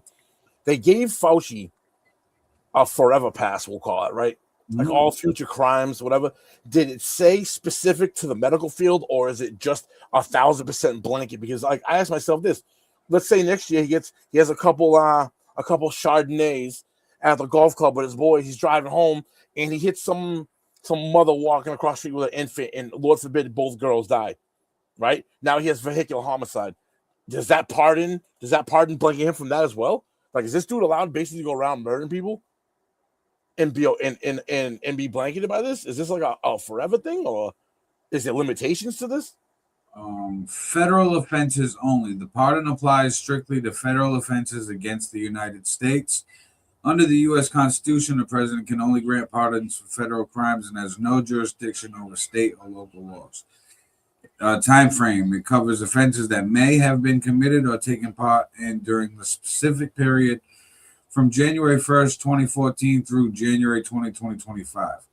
But it does say that he provided him with a full and unconditional pardon. No, I see how they can get him, because like you said, the key word is federal. Perjury and it's the federal part. He's only immune to federal. If he does something, say in Louisiana, the state can go after him, the city can go after him. There's no immunity there. There's going to be a bunch of lawsuits, and then there's going to be a bunch of DAs. There's a way to get him. There's a way to get him now. Is individual states could sue him. Yeah, the individual attorney generals from each state going at him. There's going to be at least one out of the whole country that says, you know what, I'm going to take this shot. I'm going to become a national name tonight. Looking at their wife or their husband like, baby, we're going to be some stars. Yeah. And they're gonna try. So we're gonna be headlines tonight. They're gonna be just as. You had to pick one state. What would be the one state you think would actually? I see what you're saying. Would actually attempt it just for the sake of it. Mississippi. Really? Mississippi. See, I would have figured like Florida or Texas. Yeah, that would be the one of those two. I that think has would be like fighting chance that would do. But I I think just think for the headlines. it's gonna be a random South red state, like Southeast, that want to just do that jump and be like, babe, we're gonna be famous. Okay, well, we'll see. It might not be famous in the way that you want because you're not the right fighter, but you stepped up to the plate. I mean, that wouldn't be good for them, but who knows? But if you're looking to smear him too, if you're looking to smear him in the media, doing something like that, and if you could get 4 or 5 or 10 states down there, like 10 red states, to just knowing that it's one of these moves where knowing it's going nowhere, but the fact you even did it against him is going to be national news, and then you've automatically swung national perception on him. It doesn't matter what the outcome is because that's all they heard was that. You know what I mean? It's a perfect way to smear him if they allegedly, at least, I don't know. Exactly. TOS. Now, we got to talk about 2 national crimes, right? And I'm going to let you pick which one we go into first because both of these are trending nationally right now. One is more close to home, one is in Massachusetts, and one is down south in Louisiana. We can either talk about the family of Nolan Wells calling for witnesses, or we can talk about jurors touring the home where Lindsay Clancy murdered her children.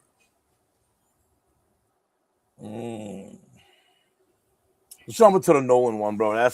I feel like that probably is the more story. Well, it could also spark the most controversy, debate. It's that's gasoline on a fire right there. Yes, it is. Check it out. Family of 18-year-old Nolan Wells continuing to search for answers as their legal team gathers new evidence. We're going to get justice for Nolan Wells. On July 4th, Nolan went out on a boat with a group of friends to Horn Island, but never returned to the mainland with the group. Nolan's body was found near Horn Island 2 days later. This is in Mississippi. But today, the family's attorney, Ben Crump, provided an update on the case, saying his team has audio from officials and audio experts to review it. We need people who were there, who actually witnessed it. Those are the people we need to call, because this is the thing. At the end of the day, if the roles were reversed, and say if Nolan saw something happen to one of his friends, or even not one of his friends, just anyone. Nolan was the type of kid or young man that would have been like, hey, mom, dad, look, I saw this crazy event. What should I do?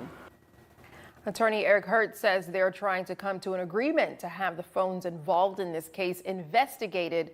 The request stems from claims that social media posts were altered or deleted after Wells was found dead at Horn Island off the coast of Ocean Springs. Crump adds that experts will also examine the tides and how they correspond to where Wells' body was found. Today we are begging, because I'm not too proud to beg. We are begging, if anyone knows anything, his friends, strangers, please call the hotline. The official autopsy has been completed, but it's unclear when the public will see those results. They will, however, be turned over to a grand jury.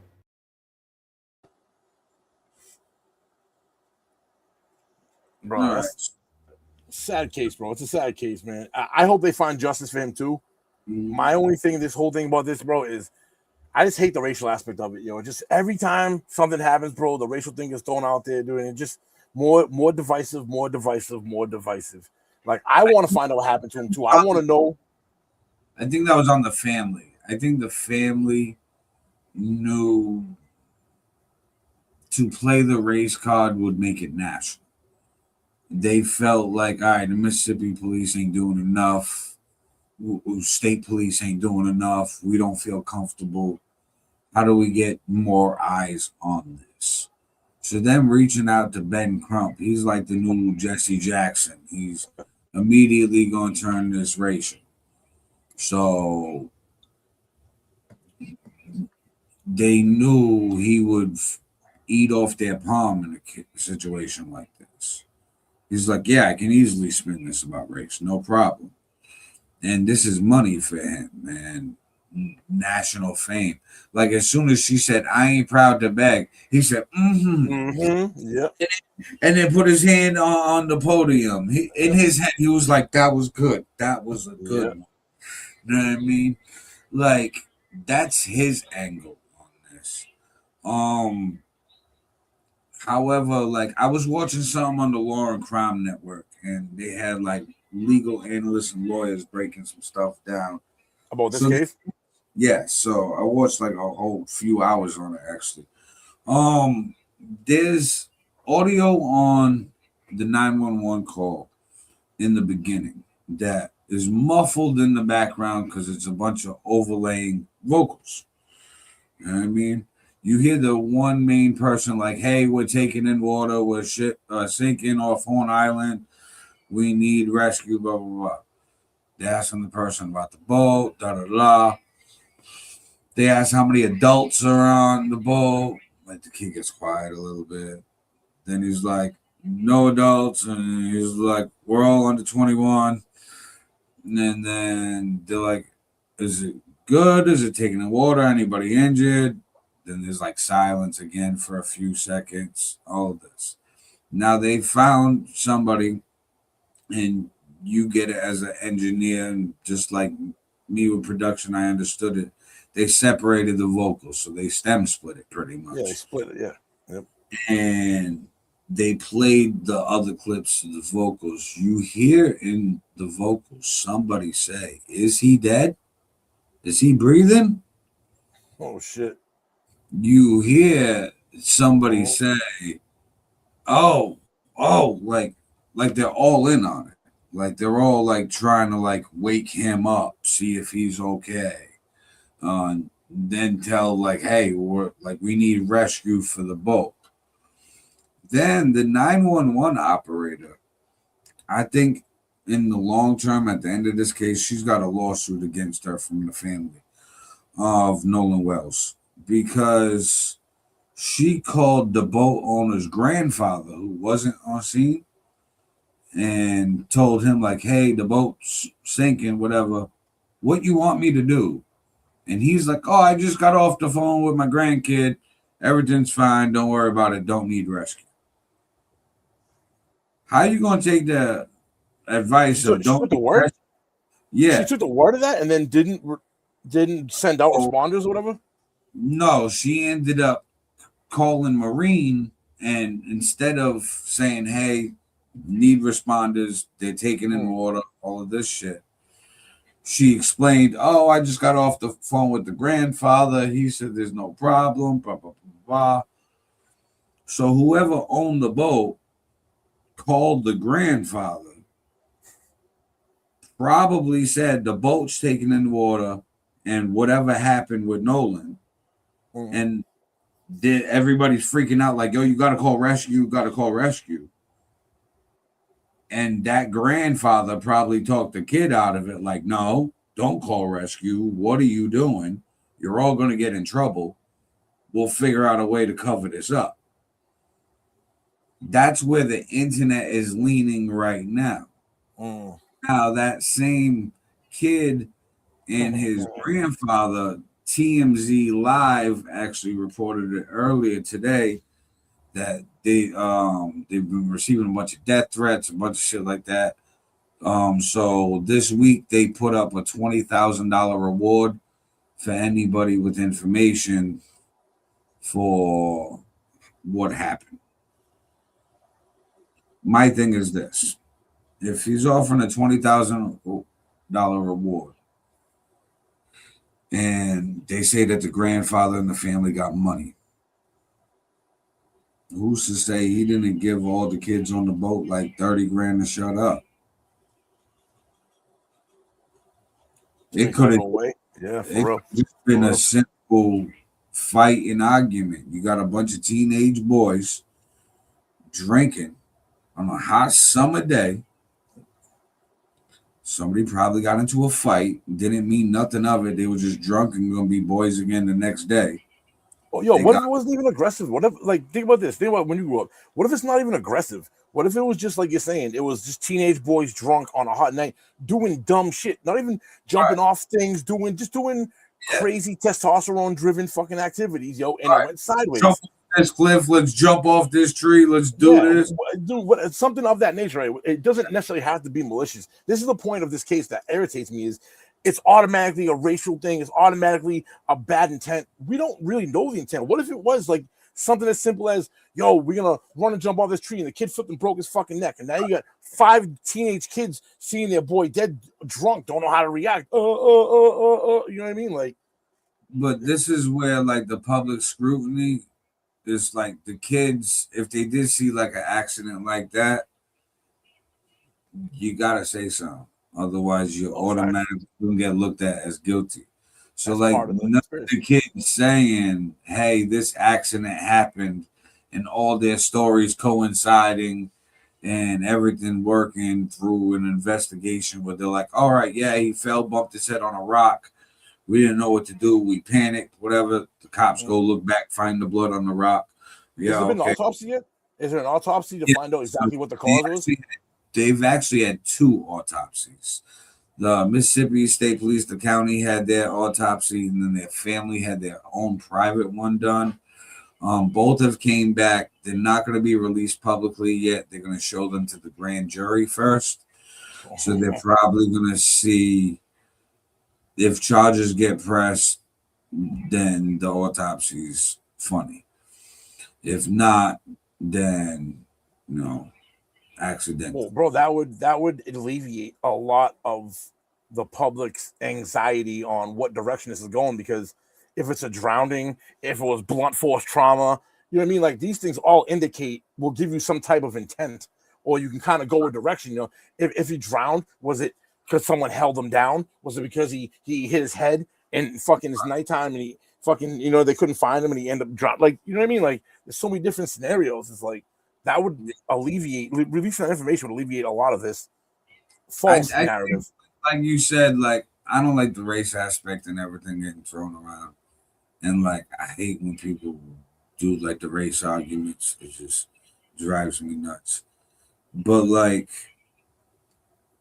I also understand and know why the family did it, even though like I don't sign them going that route. They want, like you said earlier, you said they wanted that attention. They knew that would be national news. Like, hey, how can we get a firestorm under this case and get people to pay attention? Now they got fucking FBI down over there investigating shit. The feds would have never came for a case like this. Never. You know what I mean? But now it made national news and it's viral and it's got this spice because of a race aspect. Oh, now we're going to pay attention to make sure it gets done right and all this other stuff. Oh, okay, cool. So, like, it's just something that makes the family feel safer. But I feel like going that route, they explained their reasoning why they went that route, too. They said that they did have some type of distrust for the police department, because at first they were just claiming like it was a drowning, and they were like, well, he's a good swimmer. They're like, he could swim and he's like real athletic. They're like, he swims next to Horn Island all the time, like he knows these waters. It's not a swimming accident. And the police kind of looked at it like open shut case, like how the kid was probably drunk, drowned because he drank a little bit, trying to swim, didn't work out for him. Unfortunate death, that's what it is. And the family was like, no, blah, blah, blah. And then all the kids not saying anything. They were like, what the fuck?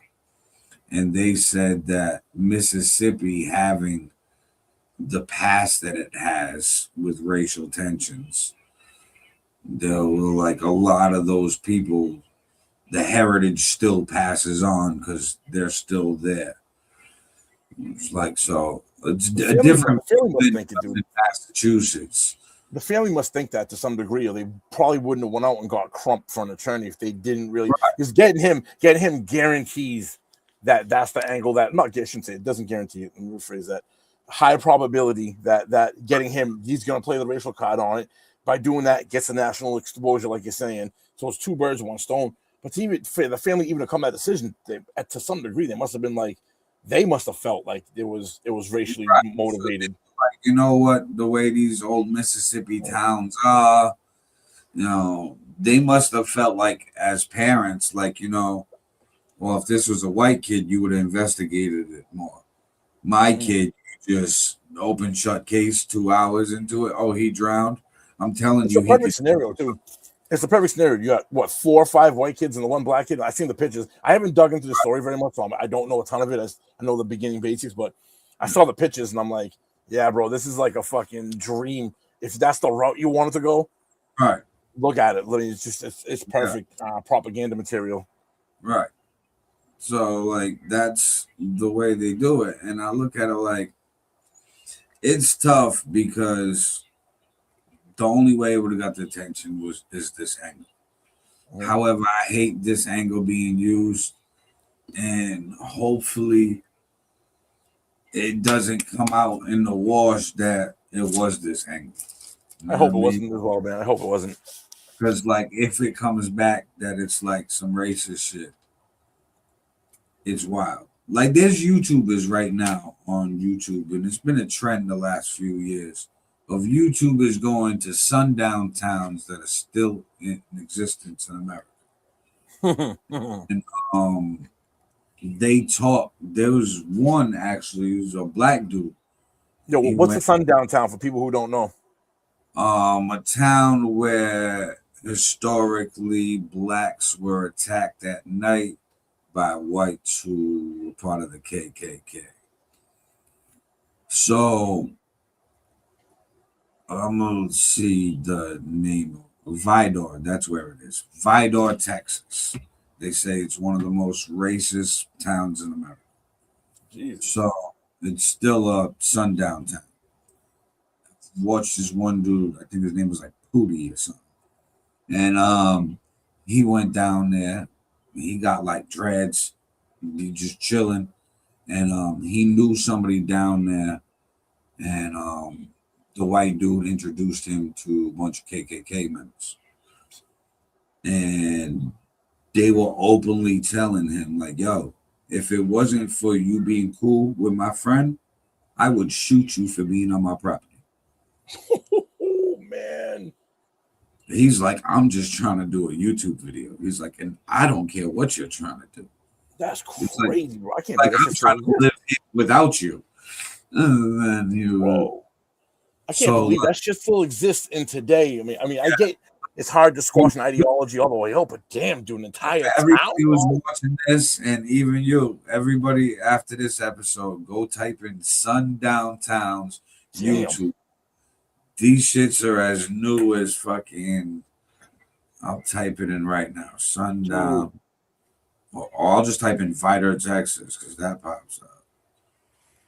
Yo, can you type that up like while we're live on YouTube and try to find a clip of anything online just to kind of we can people out? That's I can't believe, bro. I believe you. I believe they exist, but it's just the idea of that today, like still even being like even have a foothold is like mind-boggling, bro. Like, you seriously gonna kill people because of their skin color, dude? Like an entire town? I get people, a couple people here, a couple people there, but an entire fucking town?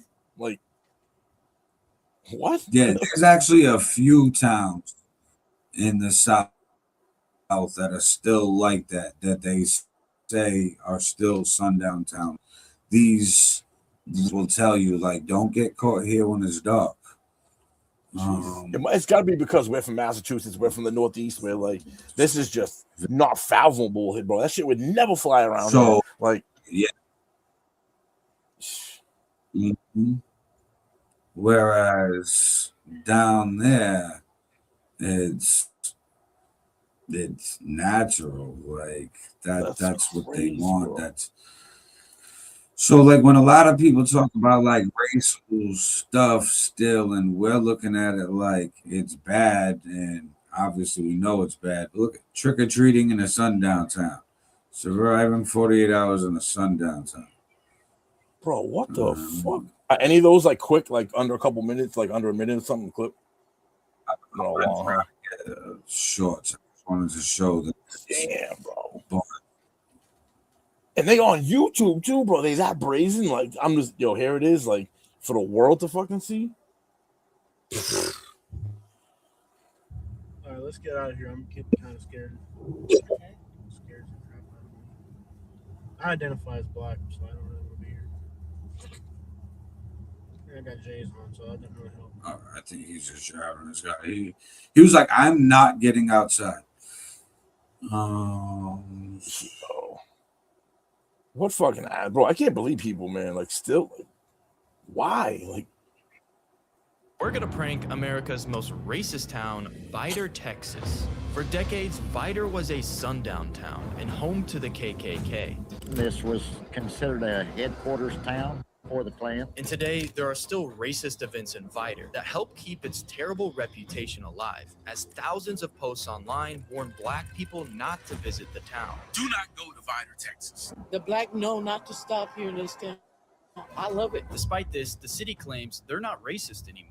We love everybody. We're not the same Vidor that people think we are. And I would say to the people that don't think that to be necessarily true, come visit our city, exactly who we are. So that's exactly our plan. We're doing multiple tests in Vidor to see if it's actually racist, and ending with a prank on the entire town. But before going to Vidor, we stopped in the nearby city of Beaumont. We're 10 minutes away from Vidor. We're gonna ask some people here what Vidor's actually like. Do you have any opinions on Vidor, Texas? Oh, they racist. You go to Vidor, man, after dark, you might not come back. They may hassle you and all that. Wow. You have a sign, don't let the sun go down your ass. Do you guys ever like go to Vidor, like hang out? Oh, hell no. You don't even stop and get food out there. If you go to Vidor, they will and kill you, literally. Dead ass. You don't need to go. We've learned a lot. I think it's time we go to Vidor. We're spending 4 days undercover in Vidor, along with our friends Zopal, Amr, and Cameron, and will accidentally become the most hated people in town. To start, this first prank Could end racism here if it was real. The town is actually almost entirely white still to this day. So we're going to go around with a petition to try to move 5,000 black people here. We're gonna try to get 10 signatures. That's life-changing. Yeah, this could actually end racism. And we're doing this as our fake group. We're gonna prank America's most racist town. yo, bro, I can't. Like, they're gonna get themselves shot. Yo, for real. But you know what really, it pisses me off the most though, yo, is it gives people like me and you who are white people it's a bad look for us, yo. That shit still exists. Like, yeah, it's a horrible look for us. What the fuck, man? Like, and because we don't look at people like that, and we don't look at people differently and judge by race and color. Just like all these people that do. It's like you said, it gives us a bad rep where people will talk to us like we one of them, and it's like, nah, like that. Honestly, we align more with you than these motherfuckers. I mean, like that one lady was like, I love it. It was just like, whoa, lady, damn. Bro, imagine living your life though with like that kind of hatred weight on your heart 24/7, bro. Like just having that. That's got to eat you up a little bit on the inside. You got to, bro. Like I couldn't imagine having that kind of like, because yo, that kind of hatred, though, it makes you think differently. Your body reacts differently. Like that's just not. I don't know. That's why they become aggressive in nature. People who are hateful. Why? They can't. They find no peace, and now they're aggressive. So like that used to be a headquarters for the KKK, and like. Right now, look at you seen there was like the next town city over, a bunch of black people at the store. They were like, nah, don't go there. I don't even stop there for food. They're like, they'll spit in my shit. No, that's horrible, man. Like I can't. I don't know. It's how again we live in the Northeast, very liberal up here for the better. And this is one of the few times I ever say maybe liberalism is. Here's a positive of it in my, the way I view things. Right. You know what I mean? The whole melting pot thing of the Northeast. You know what I mean? Obviously, we're more cultured, we're more exposed. Yeah. You know what I mean? We're able to interact and integrate better. Jesus Christ, looking at that shit sometimes, man, it's like it's a head scratcher, bro. And that takes us back to like fucking the 40s, 50s, fucking all that shit. And it's like, nah, we more civilized than that shit. Yeah. What the fuck are you doing down in Texas? Holy shit, man. Like Texas, get your shit right. You got some places that you're like, oh, it's super liberal. It's too liberal in Dallas. Well, it's way too racist in Vida, bro. Yeah, for real. Yeah, no shit. Find a happy medium. Holy fuck. With no racism. Like, fuck. Now, we got to talk about, you was talking about the melting pot here in New England. And this story brings us back to New England, brings us back home to Mass. And just check this out. We'll talk about it. A dramatic day at the trial of the mom accused of strangling her 3 children to death. The jury was taken today on a grim tour of the house where the heartbreaking events took place. But the accused mom, Lindsay Clancy, chose not to go back to the house of horrors. Here's Ann Mercogliano. It's an exceptional moment at the Lindsay Clancy murder trial as the judge braces jurors for an excursion to the house where she strangled her 3 children. You'll have an opportunity to go inside the house. When you're in there, you're not to do any independent research. You're not to kind of open up drawers or open up doors or anything like that. Lindsay Clancy sat stone-faced in her wheelchair and elected not to join the jurors for the tour. When you're coming back, you're not to discuss on the bus, hey, we saw that, or did you see this, things like that. Do each of you solemnly swear? Court officers accompanying the jurors were also sworn in, vowing to make sure the judge's instructions were not violated. There's a bus. A police motorcade led jurors as they traveled in a charter bus to the house in Duxbury, Massachusetts. Jurors toured inside the home, including the basement where Lindsay Clancy strangled her 3 children one by one using exercise bands. They were also given access to the master bedroom where Lindsay Clancy jumped from the window after slitting her throat and wrists. Here's the exterior of the home today, where jurors viewed the 2nd-story window from which Lindsay jumped, leaving her paralyzed for life. Prosecutors argue the 20-foot leap was a fake suicide attempt.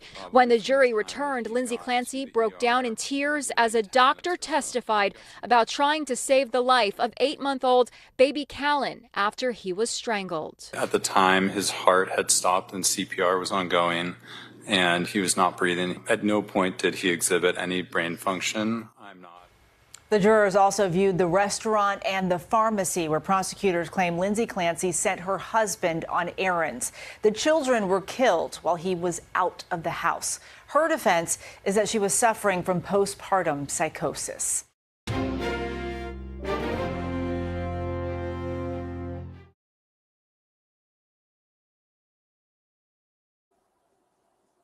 Bro. I don't even know what to say to that, bro. That's unspeakable, man. I remember covering that on the Florida Experience when that happened in 2023. And I get people having mental health episodes. I mean, I get mental health struggles, diagnosed with mental health illnesses myself. And the medications that she's been on, a lot of them do fuck up your brain and your way of thinking, especially the ones Seroquel that she was on. Now, however, Seroquel, it's something where it's an SSRI intake inhibitor. It's supposed to release dopamine, serotonin, get you feel good. Now, if it doesn't work for you, it has the complete opposite and can make you homicidal and suicidal, where you have intrusive thoughts that you have to not act on and get off the medication immediately. And the prescribers tell you this. So, like, they'll prescribe this for something even as little as not even as little, but something as like depression. They'll give you this as an antidepressant, even though it may cause suicidal tendencies. And her already having postpartum and mental health issues, them giving her over 30 different medications, they never like really stayed trying like one thing. was like, oh, you don't feel like that's working because you had a bad day? Here's a new one. And all of these things rewiring your brain. Not saying it at all that it's an excuse to murder your kids, because I've probably been on as many mental health medications as her. However, the rewiring of your brain, each medication, the way you adapt to feelings, the way you actually feel things, the scenarios that make you feel, or the lack of. It's a major thing that's not really talked about in like normal conversation, because mental health talk is still like a taboo type thing. Um, and honestly, I think I wish it was more affordable so everybody could get a counselor. You know what I mean? I think everybody need that one person who's not biased, who don't even really know you in real life, to just hear you the fuck out and give some suggestions, not coming from any biasness. You know what I mean? I think we'd all be better off.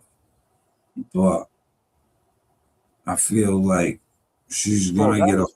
that was premeditated, man. Like Oh, it was. she sent her husband out to do that. It wasn't like, yeah. And this is where I get to the point of, in this particular case, I don't mean this in a generalization, but in this case, I don't think the meds made her think that, because that would have been a break in the moment. Kids are crying too much. I get overstimulated. I snap. I do some wild shit that I'm not. This bitch fucking thought about sending my fucking husband out. Like, Just so ask there, like, on these meds before. There's things you plan out. These intrusive thoughts. And so it definitely is premeditated murder. However, I feel like the meds heavily influenced that. Where like her postpartum could have been treated totally differently. Oh, yeah. She got given a bunch of meds that made her postpartum, where she doesn't even want to be around her kids or like be nice to her kids, 1,000 times worse. And now it's fucking with her brain where she can't control her intrusive thoughts, and now starts planning it. And No, now it definitely helped. I agree with you. The meds definitely were a factor in accelerating this. it's kind of like taking any type of like street drug and getting fucked up. And then it's like, all right, you keep taking that street drug for a while. Oh, it's going to alter your brain and the way you think and operate. 100%. So now if you focused on some negative shit all the time, because every time you take this drug, you thinking about killing yourself or offing the kids or any of this.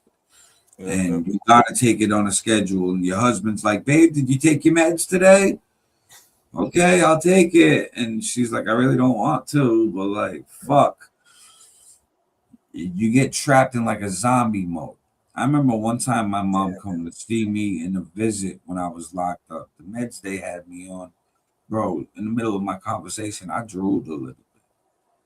My mom was like, drooled? Yeah. Yeah. I'm in the middle of a conversation. I just got put on a new med. My mother came up to visit. She's talking to me.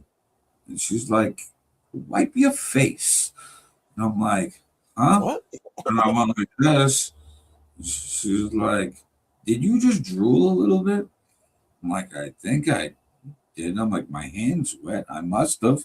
She's like, you didn't even fucking realize? She's like, what did they just put you on in here? And I was on that Seroquel. I was actually on a dose that's technically like illegal. Like, I could have sued, but like, it'll take forever, and there's no way. Their lawyers will crush me. It was 900 milligrams 3 times a day. The max you're supposed to take in a day is 900 milligrams. So they maxed you out. Right. So, like, I get this suicidal thoughts she had.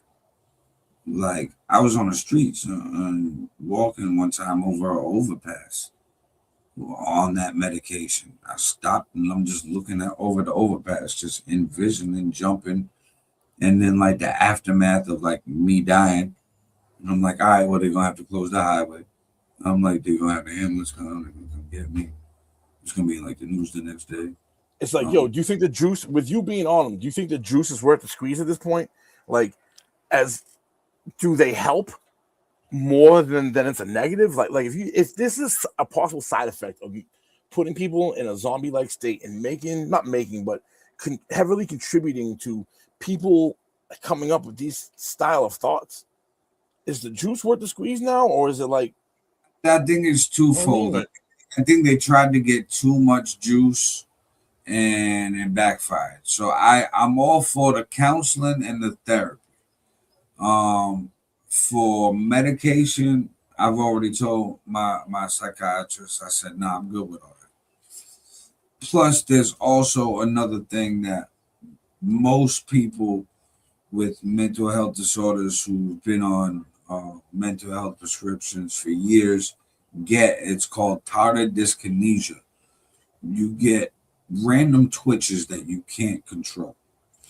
So, and it's degenerative. There's no cure for it.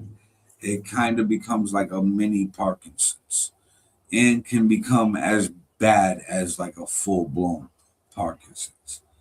And I only learned that this kid Mikey that I know, when I first met him and knew him, dude was like big muscle head dude, right? I see him after not seeing him for a few years. Kid looks like all strung out, and he's doing this shit. All right, and I'm like, bro, why you look like a third base coach? What happened? He looked at me and he was like, hey, bro, he's like flaring his nostrils. He's a third base coach. And then he was like bipolar.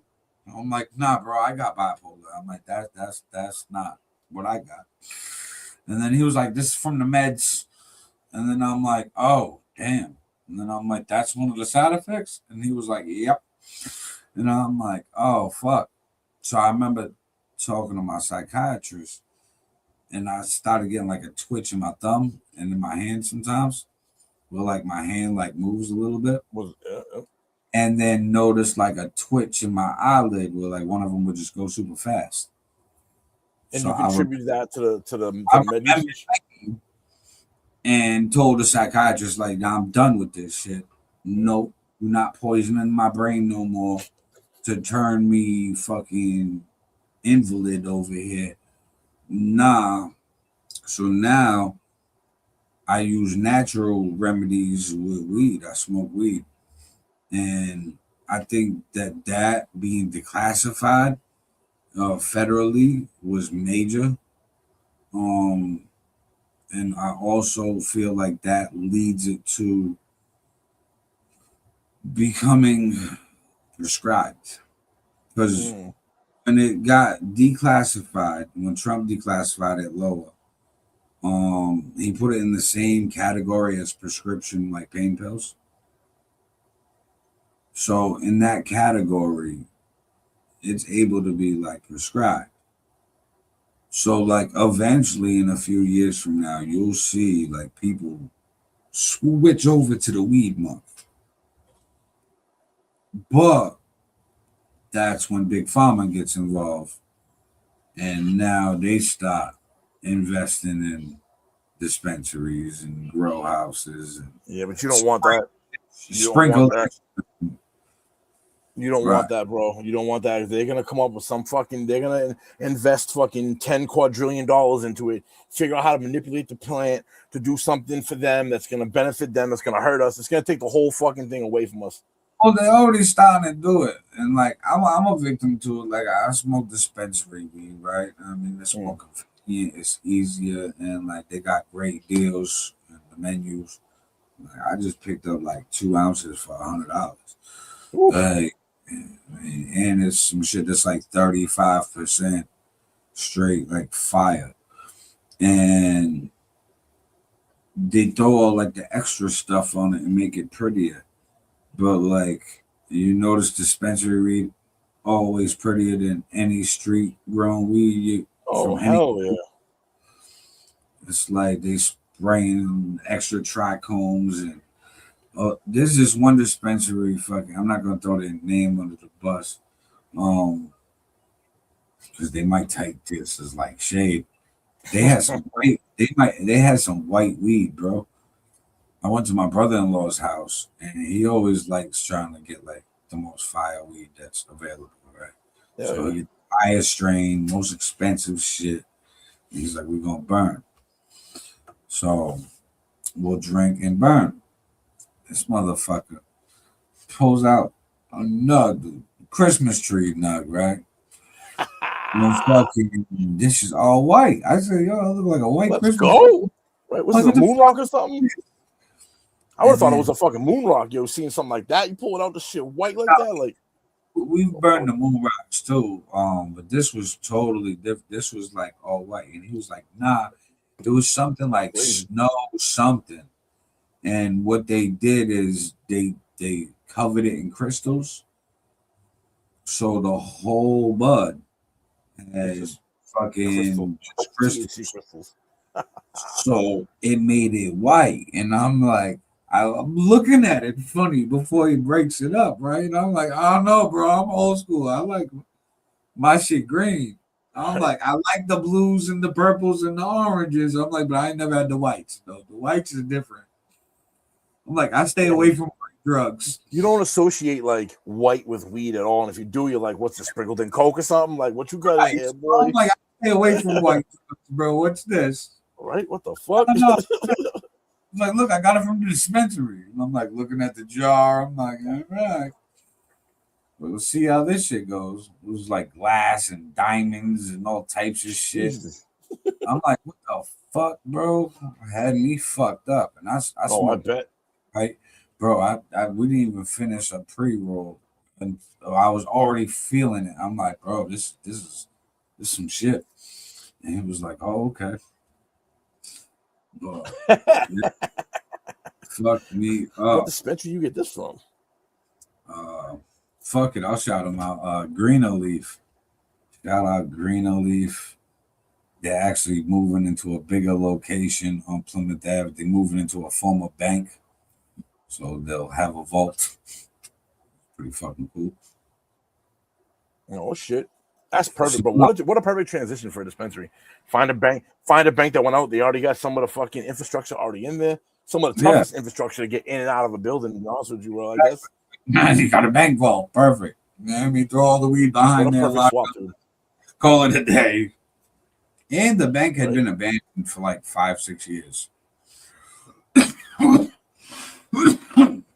Like it was a closed bank, nice parking lot, and just there was fucking nothing there. Definitely a perfect spot. Now, question: now that you got your laptop, I know you still got to fix your music computer.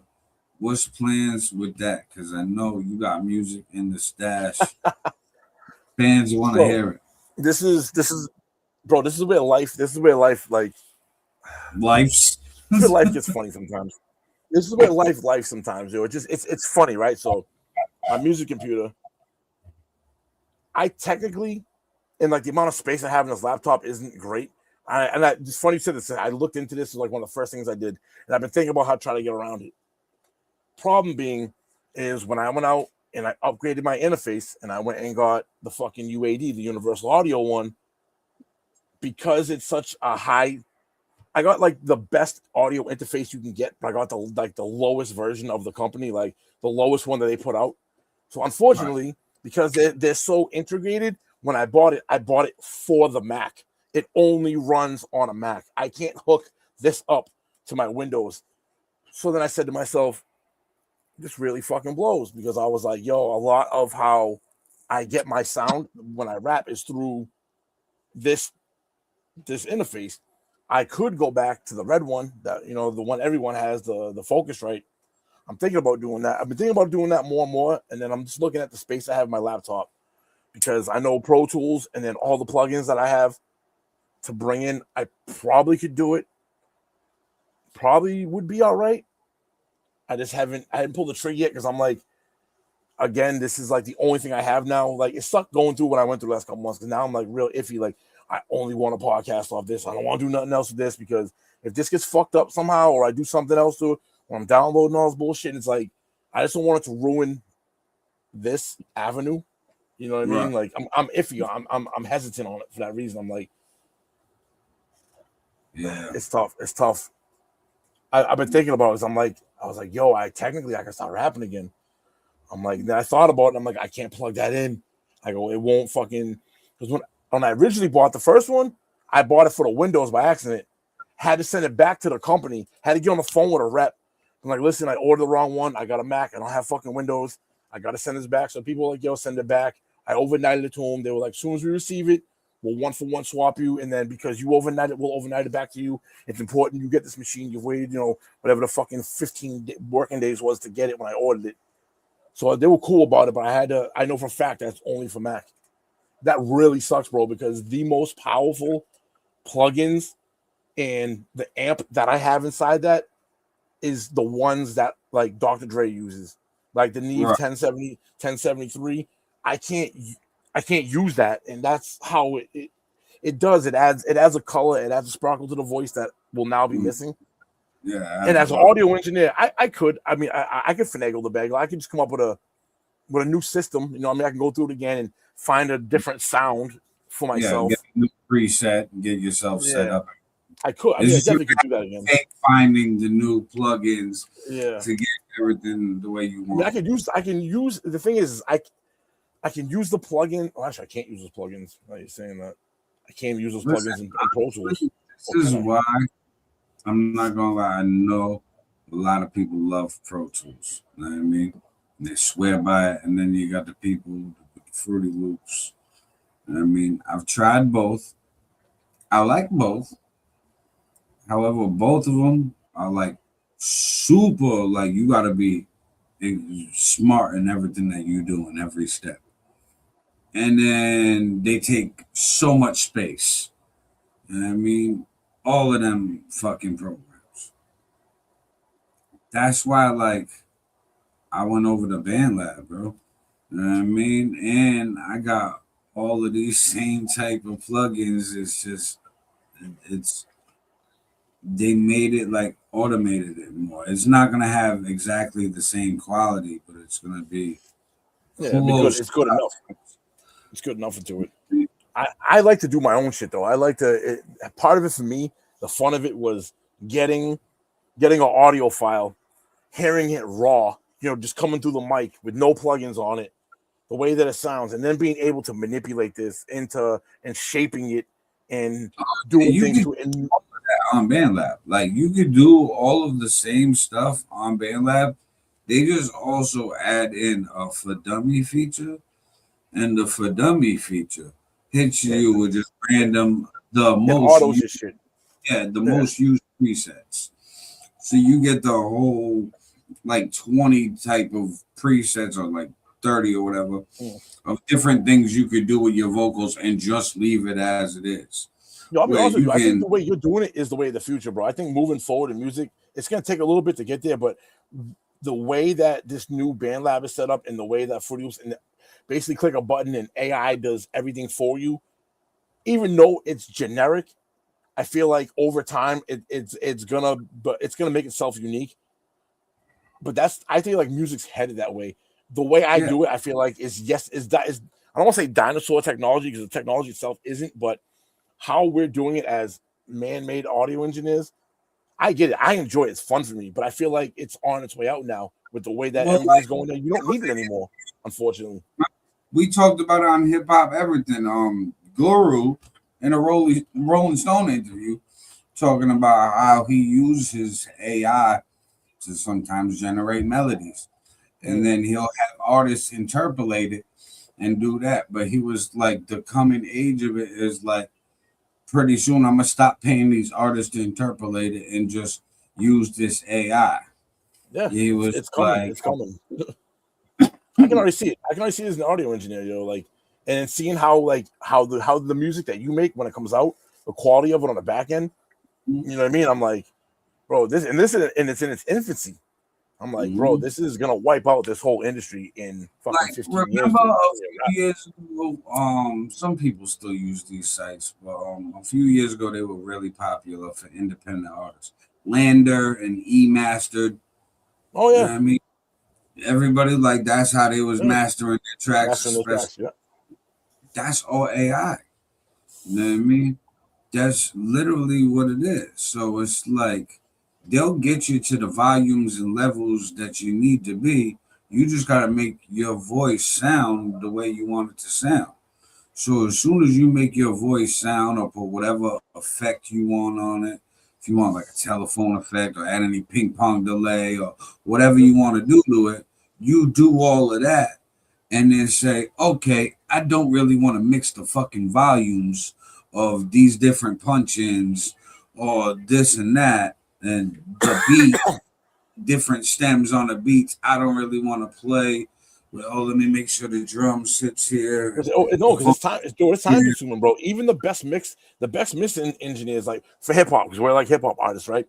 Guru being probably one of the lead ones. I've seen him on interviews. This was recent. I think it was last year. I saw him on an interview. Was like, bro, it even takes him 3 to 5 hours to properly mix a track down, get the beat, get the vocal set up, get every little aspect of how he wants it. It takes time. Mastering the reason why mastering came out first, because mastering is an art within itself, but is less labor intensive. We'll call it. You could really like a good mastering engineer could do it, and this is like they could 30 minutes to an hour, and that's pushing it.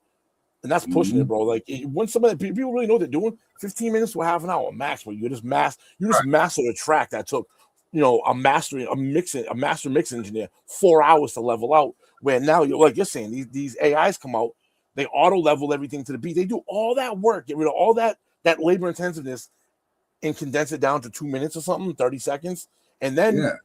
I feel like using the AI first to level everything, and then you as a human go in and put the final touches on it to give it its uniqueness. It's probably the way to go right now, like in today's day and age. My recording process utilizing AI for both the studio and in production. So in production, I lay beats by doing drums and bass. I'll make my drums and bass. And then I've said this on a previous episode, I believe, of Hip Hop Everything. I'll hum along whatever fucking melodies in my head and then tell the AI to make it X instrument in X key and to make it match said drums and bass that I'm uploading an audio file. So it'll hear the drums and bass. It'll hear my melody with the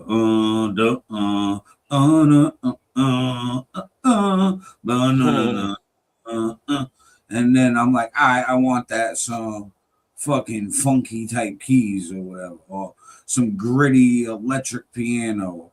Make that like an organ, and fucking I'm just throwing out instruments, and then I'll hear it. And I'm like, nah, remake that and make it into this instrument.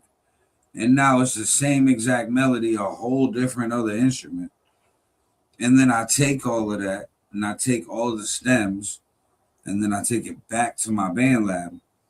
And then when I take it back to the lab, I'll edit all the stems to whatever effects I want on it now. If I want to add more depth to the bass, open the drums. That's when you customize it. So AI takes all that time to get it to like when I was mixing, it'd be like I'd get it to a certain point. It took so much time to get it to like call it like the zero line. Like, all right, everything is where it should be. Now let's make things unique in its position, and then how to glue them together so it sounds like it just flows like a ocean wave. You know what I mean? It just goes smooth. Like that's and it also taught me better where to reach that zero line where everything matched perfectly. Because before I'll do like the AI mix to mix down all the stems, after I do all my effects on it and plugins and presets or whatever, I'll do the mix, and then the mix it says for like different genres. So I'm like obviously hip hop, and then I'll already have it preset where I think the mix is supposed to be. So I'll have all my dials set. And then I hit the AI mix, the shit buffers for like 60 seconds, and then it'll move some dials. And then I'm like, that's where I needed to move it. So I'll go back, solo out that one stem and play around with it to hear the sounds. So I could also train my ear using the AI model on where to put this if I wasn't using the AI.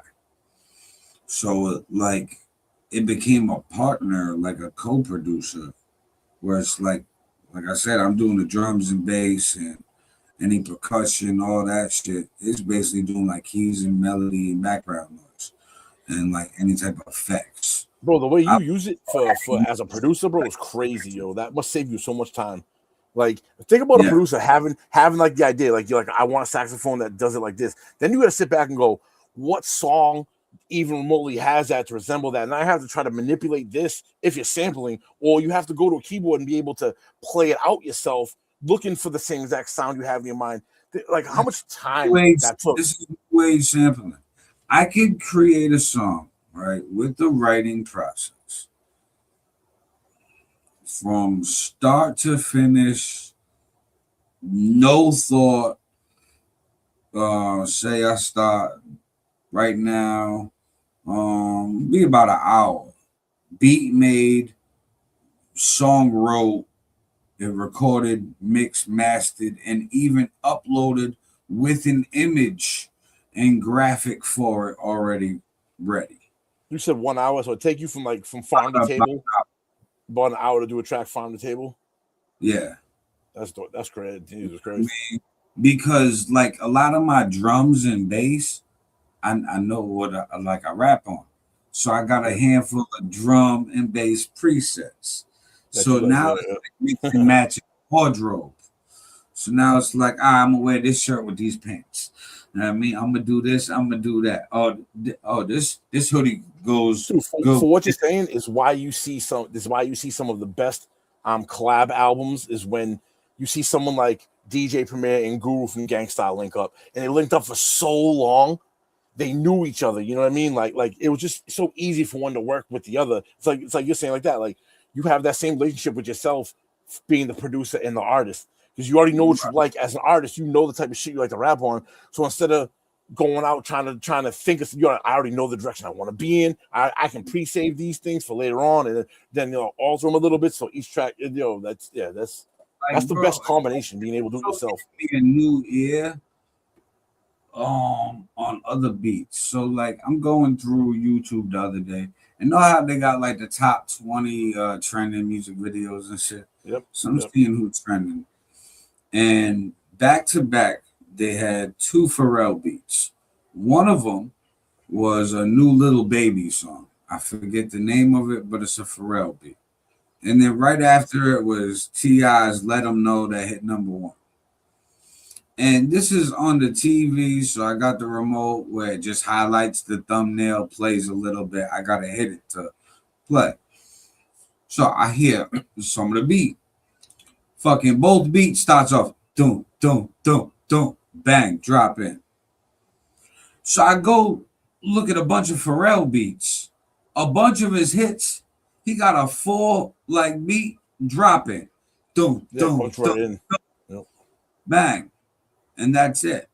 But he makes sure that you hear that dun, dun, dun, dun, before going in. And I'm like, oh, Pharrell, I see you, bro. I see you. You did with your drums. I'm like, that's all right, let's go. Bang, right into it. I'm like, you just saying, all right, let's go with the beat. I'm like, perfect. So it's like Didn't give you any time to jump off. It didn't give any time any listening. He just gets right into it. Like you already in the song. There's no time to I noticed things like that with certain producers, just like with Dre. I take from Dre his deep bass. Like what I love from Dre's productions are always his heavy bass, where it kind of sounds like a deep, hollow bass. You know what I mean? where it fills a room and like you hear it in your system, that shit rattles. Well, Like, hell, Jesus Christ, yes. I mean, so like I make sure all that with the drums, how it drops in, the bass is all set, catered, and then I just hum my melodies on it and have the That's so AI dope. shuffle through instruments until I like the fucking hummed What they did, instrument. that's so dope. I love that. I love the fact you can just hum something in. You don't even need to play an instrument. You just need to know what instrument sounds like, and you need to be able to convey out of your mouth some type of melody and some type of chordage. Doesn't even need to be good. You give it to this machine entity thing, and it fucking spits back at you exactly what you're looking for. Yeah, so like while I'm That's humming, I'm insane. picturing it as the instrument. So if I'm humming something, I'm like, oh, this would sound dope as a saxophone. Dun, dun, dun, dun, dun, dun, dun. Ma, ma, ma, ma. Ba, ba, ba, ba, ba, ba. Ba, ba, ba. Kind of rip off the was, but it's like just imagine that as a saxophone though. You know Right? what I Yeah. mean? Now Instantly it'll switch. then I'm like, that sounds good, but put it in this key. And now it'll remake it into another key. And I'm like, okay, that's good. Thank you. Download stem. Wait 60 seconds. Stem's all ready to go. Download it. I take it back to the studio. Here you go. Match this up because I already Put this in said there. perfect. Know what I mean? And I hummed it to the drums and the bass because I'm listening to that on the headphones while I got the mic attached to do the shit. So, bro, I've even had to do DJ scratches where, like, I've told it to just scratch like a DJ, though. You know what I mean? Because I tried doing it, like, with the sound effect thing, and it doesn't work for some reason.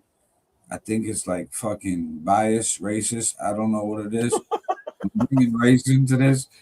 I mean, because they don't like the turntable sound. All right. Because I was like, do a scratch like this. I'm like, but I wanted a nice heavy scratch. I'm like, ever. I'm like, ever. I'm like, make that better.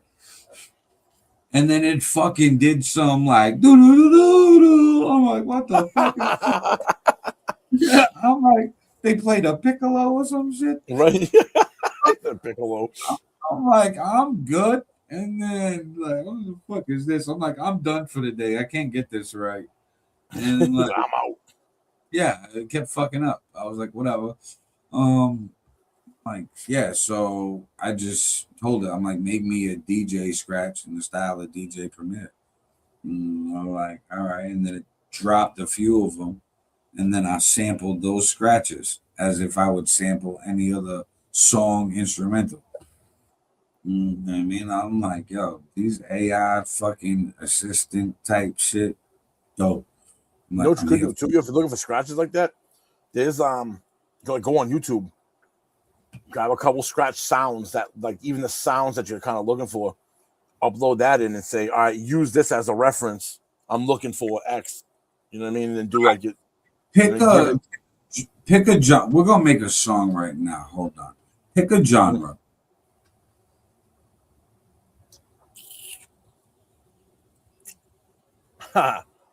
Deathcore metal. That's Deathcore that fucking shit. You can barely understand what they're saying. They're yelling. metal. What do you want the song to be about? Government corruption. All right, about government corruption. No political bias. You got to give a description, not left, not right. Just an honest overview of government corruption from a center perspective, I guess. Got you. Now, I'm also gonna do it as pop song. I mean, for the people in the back.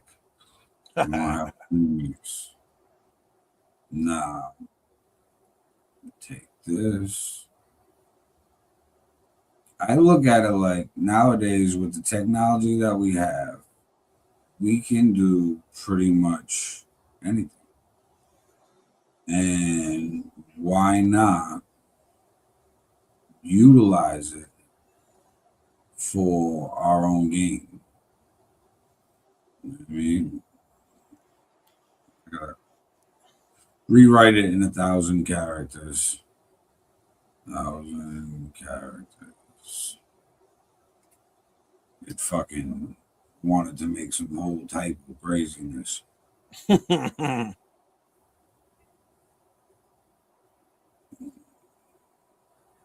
Nah, this shit.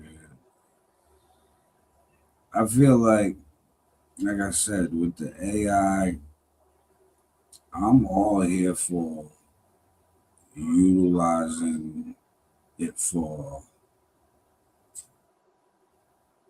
personal gain. If it can help, this is like a convenience store, bro. You know what I mean? Instead of going to like the big supermarket, and if I can get it over here and it's more convenient and like better. Yeah, absolutely. I Why wouldn't look, you? Why wouldn't you? fuck, I look like going looking up all these jazz samples that I gotta pay licensing fee. I gotta share a percentage. I gotta get clearances. I gotta do all of this shit before even releasing the song to know if it's gonna make all that money back, or I could just create my own sample. Yep. And you don't have to That's deal with none you of that shit. and I own, and then own completely. Okay, sorry, I'm gonna do the way that makes money. You know what I mean? The Yeah, no fuck? shit, right? Why are you gonna throw that money out there just to throw that money out there unless you're gonna try to at least recoup it back at minimum. At minimum break even, bro, and enjoy the ride. But at least attempt to make a fucking profit on All right, so it says your groove is on its way. it. Your groove.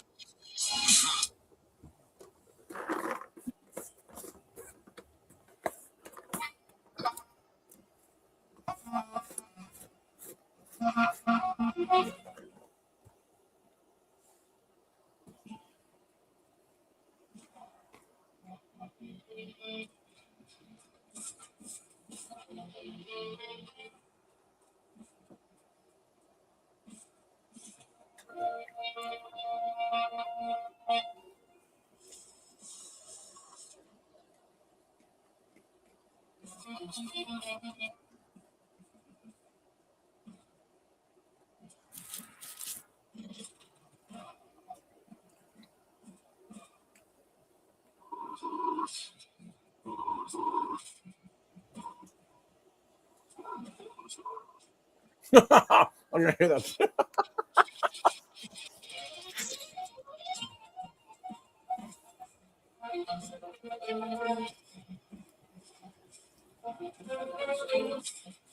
Those keys are ridiculous.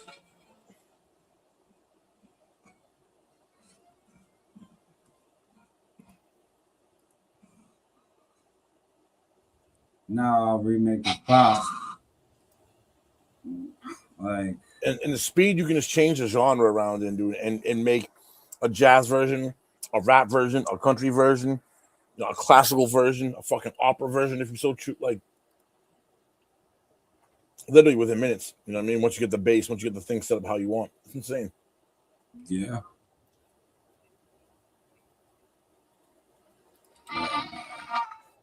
That didn't work. Style. I'm going to do this part. So this part is new.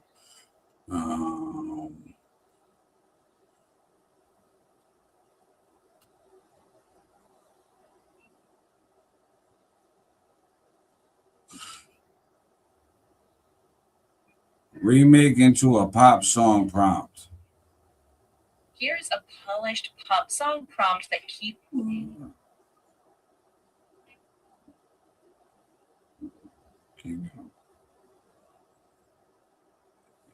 So now we're gonna do a pop song.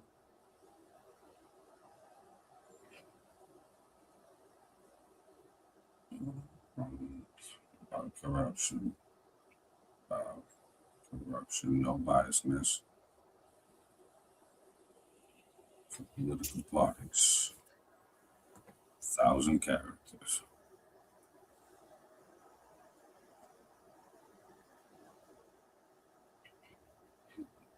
And this is without any type of lyrics. This is just what they feel that style would be. Throw that out. Throw this one there.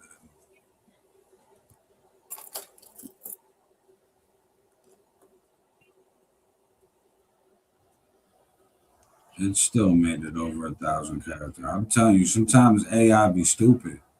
AI be stupid. I've called that shit lying, bro. Should have called it lying to me. AI is more human than we think. And we all scared of it. And it's like, nah, you can really just get around it by just rewording some shit. Yeah, exactly. Yeah. It's a baby right now, bro. It's easily manipulated right now. In its current, not saying moving for 5 years, it may not be anymore once they put the fucking right now it's manipulated. Like we can manipulate. In the future, I don't know. Think about it, yo. It's how Facebook was and social media was in the beginning. There was like Wild Wild West, and as time went on, they figured out how to make restrictions and apply shit. Same thing's gonna happen with the AI. You're twisted up on me.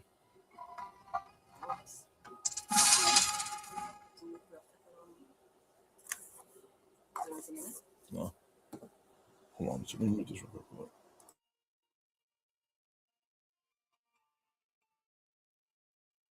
This would be the pop song.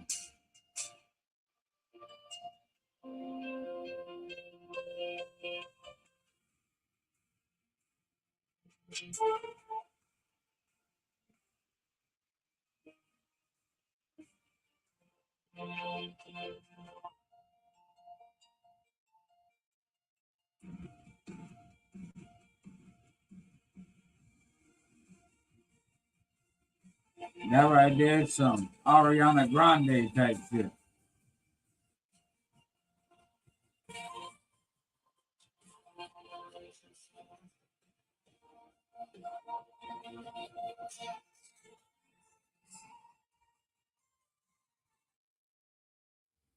But that right there, like, you can just play with anything. And that's like a full production type shit. But like, use that shit for the melodies, sample shit out, and make my own samples. Because like the speed, it's the process, bro. How long that takes without having that. I know this industry. I've been involved with it, where it's like the amount of time you're saving is so astronomical. That's why you're able to bust out songs as fast as you are. Even just to put the beat together, bro. Think what you're saying. All the amount of time you have to go through to find a sample. How many different records will people be listening to? From obscure people just listening to it, waiting for that one thing that your brain snaps. Oh shit, that'd be dope for this. You know what I mean? And then they create. Now you have that, and all this just thinking about it, saying it into the phone, giving a brief prompt, and you're able to create that, bro. The time saved. As artists, we all hear the song in our head. Like we hear what we want it to sound like. So like as long as I hum it out and be specific about what instrument, what key, what BPM, make sure it matches this. I also cross-reference it with the drums and bass that I already created myself, so it'll match that perfectly. So maybe I hummed something a little off, and the AI caught it and was like, "Nah, you were off on that. That one part of the hum should not be there." It'll fucking tailor it up like that. Fucking death metal shit. The fucking bro, that guitar shit. I might sample that chord out. That punch jabs that came in. I like that shit. I'm like, that reminded me, throw that on some heavy bass and a nice hi-hat, and then with some like a siren behind it, like a whoa. Yeah. That's like a fucking Busta Rhymes type beat all day.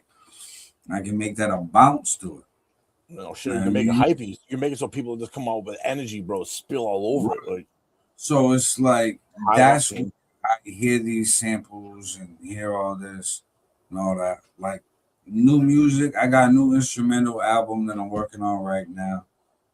That'll take a day, and then I'll upload that. It'll take a day. It will. I'll do that tomorrow, and then upload that Tuesday, because that'll be Beat the Odds album 3. So the Beat the Odds 3. I'm just gonna keep the Beat the Odds as the instrumental series, and this one, I would, bro. I think I like that. That's a good name. Even the name itself feels like it feels like a series. You know what I mean? It feels like something you could make multiple volumes on. Like Beat the Odds, bro. Like that's the underdog story, bro. Everybody and anyone can relate to that. Like in this one, I'm trying to create this album to be more social media sound friendly. So there'll probably be like a lot of lo-fi or stuff that could like work well behind quotes and memes and shit like that. That way it can get used out in social media world when people want to throw some music behind it. Because I noticed that has been extremely beneficial. Putting the music behind every single meme I flood all y'all with. Just been a little bit more time consuming, but it's a lot more beneficial. It takes me more time for that than making this song. But yeah, that album I'll make tomorrow. Release date I'll announce this week. And also I got a brand new song, Simon Says, I just released on Friday. That song is already at 5,800 streams since Friday. So run that up. That's gonna be on the upcoming album. I don't even know. That shit's untitled as of right now. I was just gonna call it Magic at first, and I created a whole cover design for it and everything. And then I just didn't like the cover design after like a week. I'm like, I don't like that no more. I didn't even like the name anymore after a week. I'm like, nah, I want to do something different. So, yeah, I might figure that out. But yeah, and the stream numbers I see Ashton in the comments, 5K streams in 2 days. Appreciate you. Yeah, right now. I love how, bro, you too with your numbers, right? I look at our numbers, and this is where I'm gonna talk my shit. And I want you to do it too. The last 12 months, okay, I'm sitting at, well, last 28 days, I'm at 50K, 50,000 last 28 days. So 12 months, I'm at 425,000 streams in the last year. I mean, with average of 81 streams per listener. I mean, so like people is listening, they running this shit back. Fucks with me, people. And then fifth, his fucking numbers, especially on Spotify. You go over to It's Your Boy Fifth. He got Cracking Blood topping it off at fucking 35, pushing 36. It's like 47 streams away from 36,000. Scoundrels at 56. Concrete Jungle 45. Chubby 57. All these is thousands, people. These is thousands of streams. You know what I mean? Yeah, so your biggest track right now, Chubby, 57,000 streams. Yeah, I'm looking at it right now. And then Scoundrels is right behind it. Yeah, 56. Okay. Word. Concrete word. Jungle with King Hanson go 45K. Yo. Yeah, on my Spotify, my biggest song is Bless, 57,360. What was yours at? I think we might be like neck and neck. We're like fucking. Yours is 57,728. Yeah. And mine is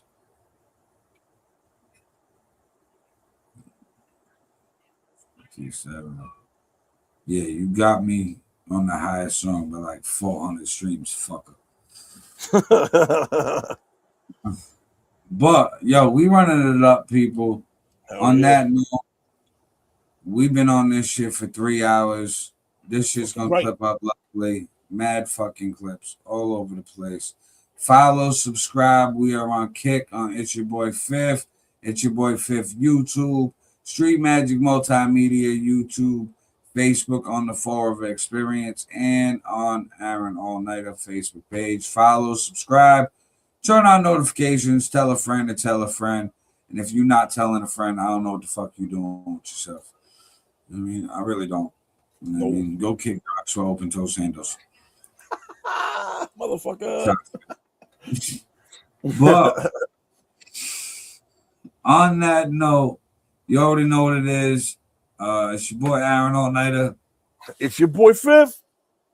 This is the Pop Podcast, episode 18. We off this. Peace.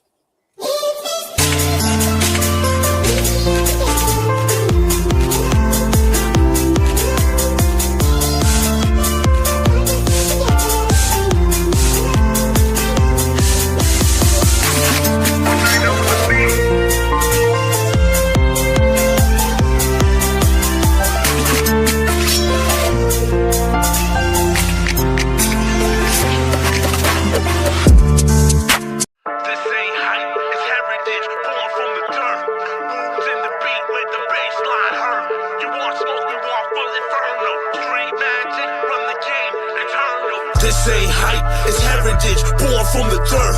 Wounds in the beat, let the bass line hurt.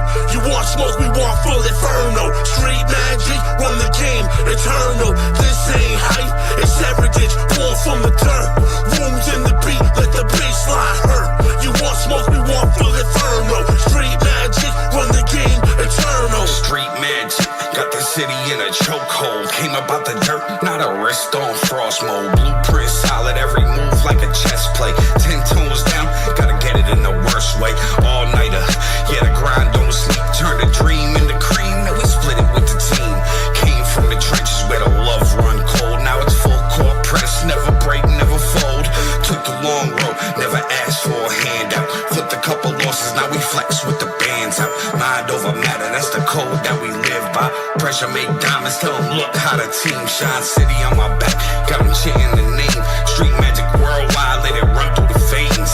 Legacy in motion, this history in real time. Ain't no competition, every verse is a kill sign. This ain't hype, it's heritage, born from the dirt. Wounds in the beat, let the bass line hurt. You want smoke, we want full inferno. Street magic, run the game, eternal. This ain't hype, it's heritage, born from the dirt. Wounds in the beat, let the bass line hurt. You want smoke, we want full inferno. Street magic, run the game, eternal. Built for the storm, never bent, never broke. Turn the pain into power, every word that we spoke. Street magic in my veins, this ain't luck, this is fate. Every step that we take, got them raising the stakes. Coming from the basement, now we up in the building. Made a wave out the struggle, now we aim for a billion. Told them bet on the grind, I don't gamble with hope. Every line that I pen like a million quotes. Self-made, every step been precise. Turned the struggle to a flame, now we shining every night.